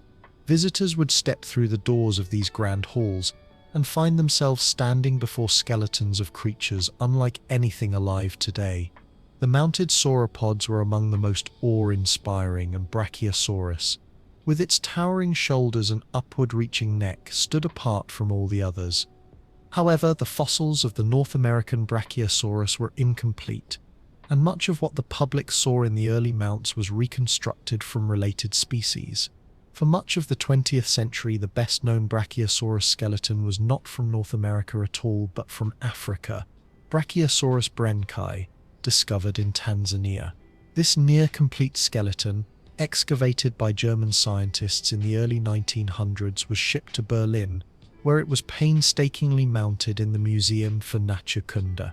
Towering over visitors, it became an icon of paleontology. For decades, Brachiosaurus branchi was considered the same genus as the North American species, and so the Berlin Mount effectively became the public face of Brachiosaurus. Only in the early 21st century did further research conclude that the African form was distinct enough to deserve its own genus. Despite this taxonomic split, the image of the long-necked, high-shouldered giant remained firmly associated with the name Brachiosaurus in popular culture. It was in the realm of cinema that Brachiosaurus made its most indelible leap into fame. When Steven Spielberg's Jurassic Park premiered in 1993, one of its most memorable scenes came early in the film. Dr. Alan Grant and Dr. Ellie Sattler, riding in an open jeep, look out across a sunlit plain, and there, moving with slow majesty, is a herd of Brachiosaurus. John Williams's score swells as the camera follows one individual rising up on its hind legs to browse the tallest branches, its immense form framed against the sky. For millions of viewers, this was their first vivid encounter with the dinosaur, and it imprinted the image of Brachiosaurus as the embodiment of prehistoric wonder. The film's depiction was not without scientific liberties. The rearing posture, for instance, is now considered unlikely for an animal with the limb proportions of Brachiosaurus, but the emotional truth of the scene was undeniable. It conveyed what paleontologists themselves feel when confronted with the fossils of such giants, a mix of awe, respect, and deep curiosity about the world that produced them. After Jurassic Park, Brachiosaurus became a fixture in dinosaur books, documentaries, and even toys. It appeared in children's picture books as a gentle giant of the Mesozoic, often shown serenely plucking leaves while smaller dinosaurs scurried around its feet. Educational programs emphasized its unique body shape and feeding niche, using it as an example of how different dinosaurs could coexist without directly competing for food. In more recent years, advances in computer-generated imagery have allowed filmmakers and documentary creators to bring Brachiosaurus to life in increasingly realistic ways. Documentaries like Walking with Dinosaurs and Planet Dinosaur portrayed it in lush three-dimensional detail, moving through herds, feeding in the treetops, and even caring for young. These portrayals often combine the latest scientific understanding with dramatic storytelling, ensuring that Brachiosaurus remains relevant to new generations of viewers. Beyond the screen, Brachiosaurus has found a place in the public imagination as a symbol of peaceful grandeur. It stands in contrast to the toothy, predatory dinosaurs that often dominate popular media. Where the likes of Tyrannosaurus rex represent danger and power, Brachiosaurus evokes calm, stability, and the quiet strength of nature's largest herbivores. Its high, elevated stance and upward gaze suggest a connection to the sky, as if it is forever reaching for something beyond the horizon. The fame of Brachiosaurus has also been shaped by its role in science education. In classrooms and museums, it serves as a gateway species, an entry point for young minds to learn about paleontology, evolution, and Earth's ancient past. The scale of the animal invites questions.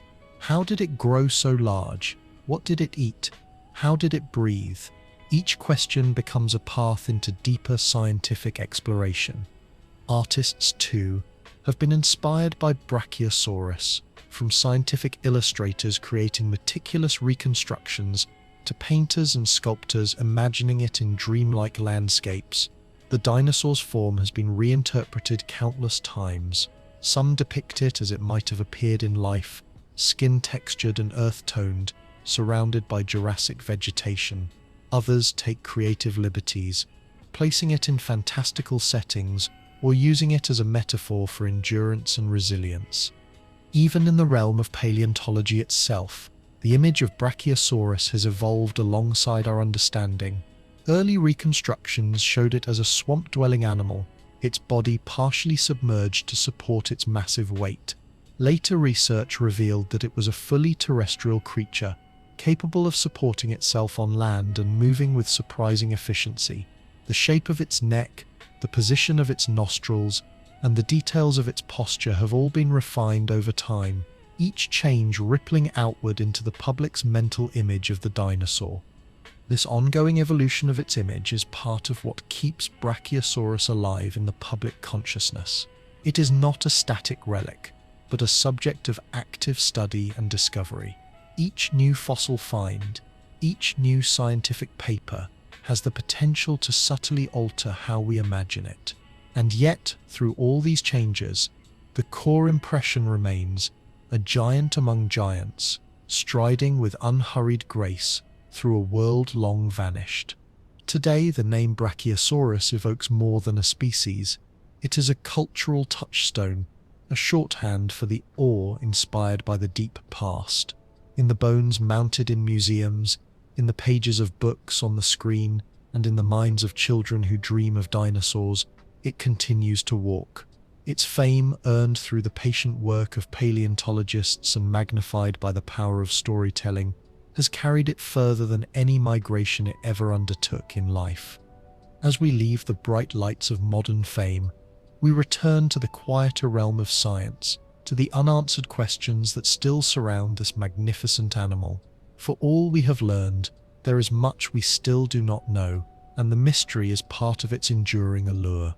For all the towering skeletons in museum halls, the lifelike reconstructions in documentaries, and the decades of study by paleontologists, the truth is this: our picture of Brachiosaurus is still incomplete. Like a great puzzle missing many of its pieces, we can see the outline, the general form, but there are gaps where the details remain hidden, buried in rock, worn away by time, or simply never preserved at all. Some of these unknowns are matters of physiology. We can estimate the weight of Brachiosaurus, but those estimates vary widely.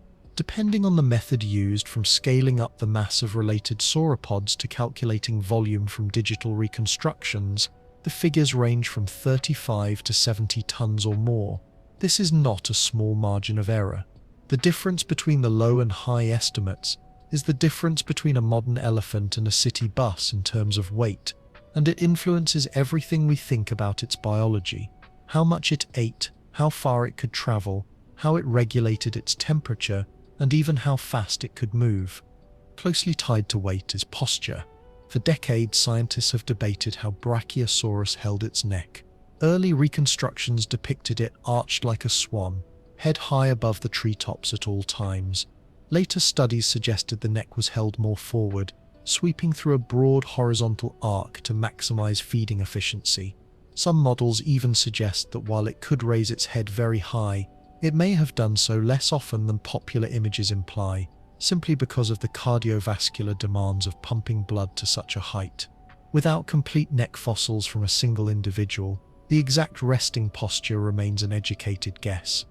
Coloration is another mystery. Skin impressions from related sauropods show small, pebble-like scales, but they tell us nothing about color or pattern. Was Brachiosaurus an earthy brown to blend into the forests, or a muted green that broke up its outline in dappled light? Did juveniles sport priter markings to confuse predators or signal their age to adults? These are questions we may never answer unless extraordinary fossil evidence, perhaps a preserved pigment structure, is found.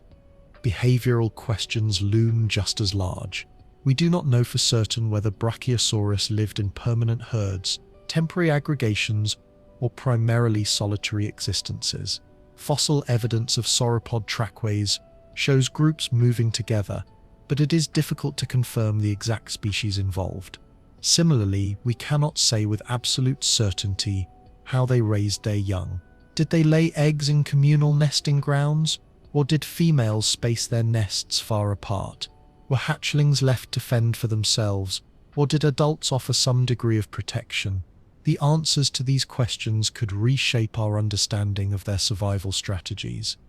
Their vocalizations remain an enigma. We know that many modern animals with large body cavities can produce deep, resonant sounds, some of which are infrared and can travel great distances. It's tempting to imagine Brachiosaurus communicating in such a way, but without preserved soft tissues, the syrinx in birds, for example, we cannot confirm the range or type of sounds it produced. The Jurassic forests may have echoed with rumbling calls between individuals, or it may have been a largely silent giant, communicating through body language instead. We also do not know the exact limits of their lifespan. Based on growth rings in fossil bones, some sauropods may have lived 70 to 100 years, but the evidence is incomplete. If Brachiosaurus lived for many decades, it would have been one of the longest-lived land animals in history, weathering countless seasonal cycles, environmental shifts, and even the slow drift of the continents. Migration patterns, too, are speculative. The seasonal availability of food and water likely required movement, but how far they traveled is unknown.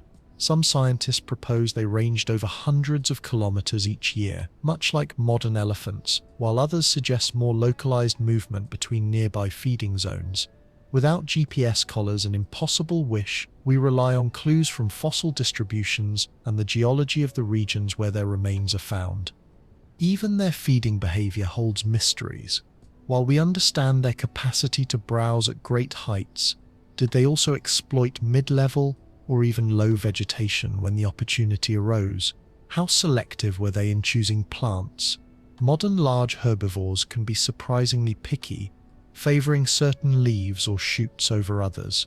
Without fossilized gut contents, a rare find indeed, we can only reconstruct their diet from plant fossils in the same layers and from the wear patterns on their teeth. Then there is the question of their extinction. Brachiosaurus lived at the end of the Jurassic, and by the early Cretaceous it seems to have vanished from North America. Was it outcompeted by other sauropods better adapted to changing plant life? Did shifting climates shrink its preferred habitat?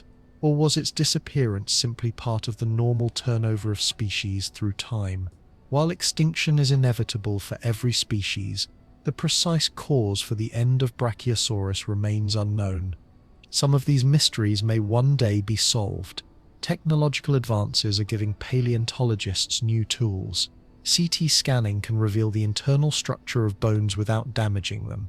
Isotopic analysis can hint at diet and migration patterns, and even the study of microscopic structures in fossilized skin or feathers has begun to uncover clues about coloration in extinct species.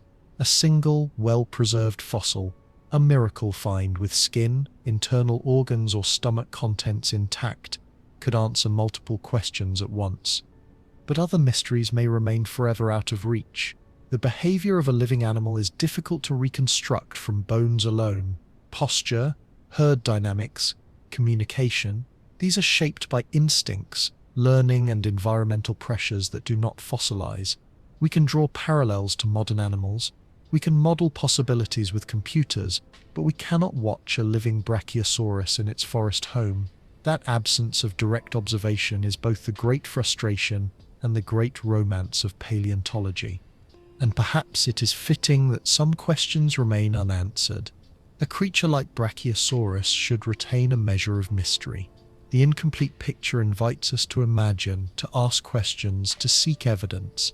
Each gap in our knowledge is an open door to discovery, an invitation for the next generation of scientists to pick up the tools of their trade and step into the field. It is this interplay between what we know and what we don't that keeps Brachiosaurus alive in the human imagination. We can describe its towering shape, its likely diet, and the world it lived in. We can mount its skeleton in museums and see the shadows it would have cast. But there will always be that part of it which belongs not to certainty but to wonder. And so, as we leave the realm of unanswered questions, we return to what we do know, the enduring image of a creature whose size, shape, and way of life set it apart from all others. In our final moments with Brachiosaurus, we will step back to see the whole picture, to let the details fade into the background, and simply take in the majesty of the sky giants. The last Brachiosaurus drew its final breath more than 150 million years ago, yet in some ways its presence never truly left the earth. The forests it once fed upon have turned to stone, the rivers it drank from have shifted course, and the plains it crossed now lie buried beneath layers of rock and soil. But echoes of its life, faint and fragmentary, still reach us across the ages. Some echoes are literal, locked in the fossilized bones that paleontologists painstakingly recover from the ground. These are the physical remains of the giants, their bones turned to stone yet still retaining the graceful architecture of life. The vaulted ribs, the elongated vertebrae, the massive limb bones like ancient pillars. To run one's hand along the weathered surface of such a fossil is to touch the memory of a creature that once shaded the ground with its bulk and cast its shadow across the canopy. Other echoes lie in the landscapes themselves. The floodplains of the Morrison Formation, where Brachiosaurus once roamed, still bear the marks of the rivers that nourished its forests. The fossilized wood of ancient conifers stands as a reminder of the towering trees whose crowns brushed against the heads of feeding sauropods. Even the layered sandstone and mudstone of the region tell the story of changing seasons, wet and dry, flood and drought, that shaped the life of the giants. There are echoes, too, in the trackways preserved in stone. These are not mere impressions in the dirt. They are frozen moments of movement, the rhythm of steps taken by animals that weighed more than a dozen elephants combined. In some, you can see the wide, round impressions of 4 feet, paired with the larger crescent-shaped hind prints, spaced in a regular, almost hypnotic sequence. It takes little imagination to envision the living herd that left them, their heads swaying above the trees, their steady march resonating like a heartbeat across the plain. The echo of Brachiosaurus also exists in the living world, though more subtly. No creature alive today matches its size or exact form, yet there are glimpses of it in modern life. The long-necked giraffe, reaching for leaves others cannot touch, seems to echo the same strategy of height over competition. The slow, deliberate movements of elephants recall the measured pace of the sauropod herd, while their infrasonic communication might mirror the deep, resonant calls that could have carried between Brachiosaurus across the Jurassic landscape. In human culture, the echoes are even louder. The very name Brachiosaurus conjures an image instantly recognizable across the globe. A towering neck, a small head high above, a body built for endurance and quiet strength. In art, film, and literature, it has been reborn countless times, each depiction carrying some element of truth and some element of imagination. For many, the first dinosaur they ever remember seeing in a book or on a screen was not a predator with snapping jaws, but the gentle, towering form of a Brachiosaurus. These cultural echoes do more than entertain. They inspire. A child gazing up at a towering museum mount may feel a spark of curiosity that grows into a lifelong interest in science. An artist sketching the silhouette of a sauropod against a prehistoric sunset is adding their own voice to the chorus of interpretations that stretch back over a century. The echo becomes not just a memory of the dinosaur itself, but a bridge between the distant past and our present moment. Even in science, the reverberations of Brachiosaurus continue to shape research. Each fossil discovery prompts new questions, leading paleontologists to refine their methods and expand their understanding of sauropod evolution, biomechanics, and ecology. The very fact that such an animal could exist pushes the boundaries of what we think is possible for life on land. Its size challenges our understanding of gravity's limits. Its neck invites debate about physiology and feeding behavior, and its long reign in the Jurassic hints at a remarkable ability to adapt and thrive. There is also a quieter echo, the sense of perspective that comes from contemplating a creature like Brachiosaurus. It reminds us that Earth's story is far larger than our own. Civilizations rise and fall in the blink of geological time. Entire lineages of life can flourish for millions of years and then vanish, leaving only stone traces. Brachiosaurus thrived for far longer than our species has existed, yet it too met its end. This humbling truth deepens the awe it inspires. And still, the echoes call to us from the stone. Somewhere beneath layers of rock not yet touched by human hands, there are fossils waiting, bones that have not seen the light in over 100 million years, tracks impressed in ancient mud, perhaps even skin or other rare traces. Each of these has the potential to add new notes to the chorus of what we know, to bring the giant into clearer focus without ever diminishing the grandeur of its mystery. To stand in a quiet desert or windswept plain where Brachiosaurus once walked is to feel those echoes most strongly.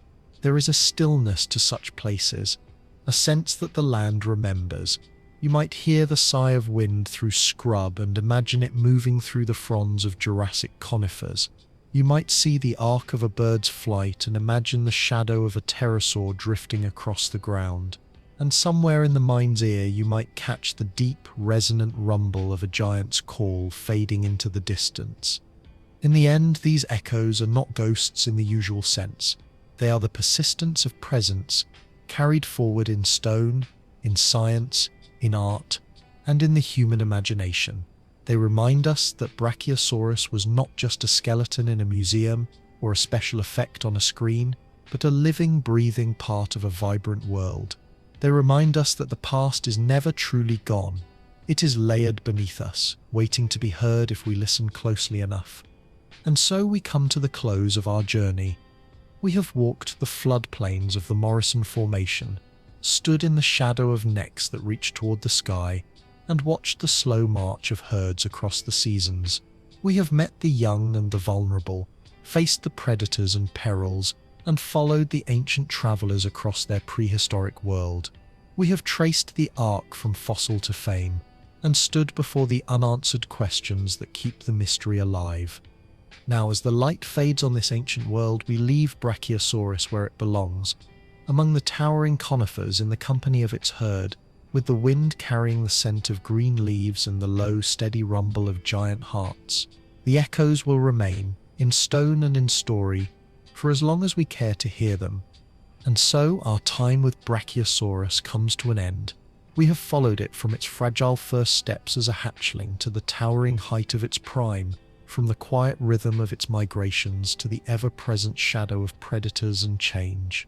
We have seen how it shaped its world and how, long after it was gone, It came to live again through stone, science, and imagination. The Brachiosaurus was more than a giant among dinosaurs. It was a testament to nature's ability to push the boundaries of life, to fill the skies with long necks and heavy hearts that beat slowly but steadily across the centuries.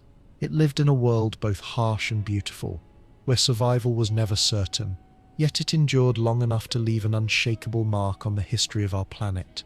Tonight, as we leave the Morrison floodplains behind, we can still imagine it. The slow sway of its neck in the morning light, the deep shadow it casts across the earth, and the quiet power in every deliberate step. The world it knew is gone, yet in the mind's eye it remains, eternal as long as we remember. Sleep well, dear listener, and may the echoes of the sky giants follow you into your dreams. Good night.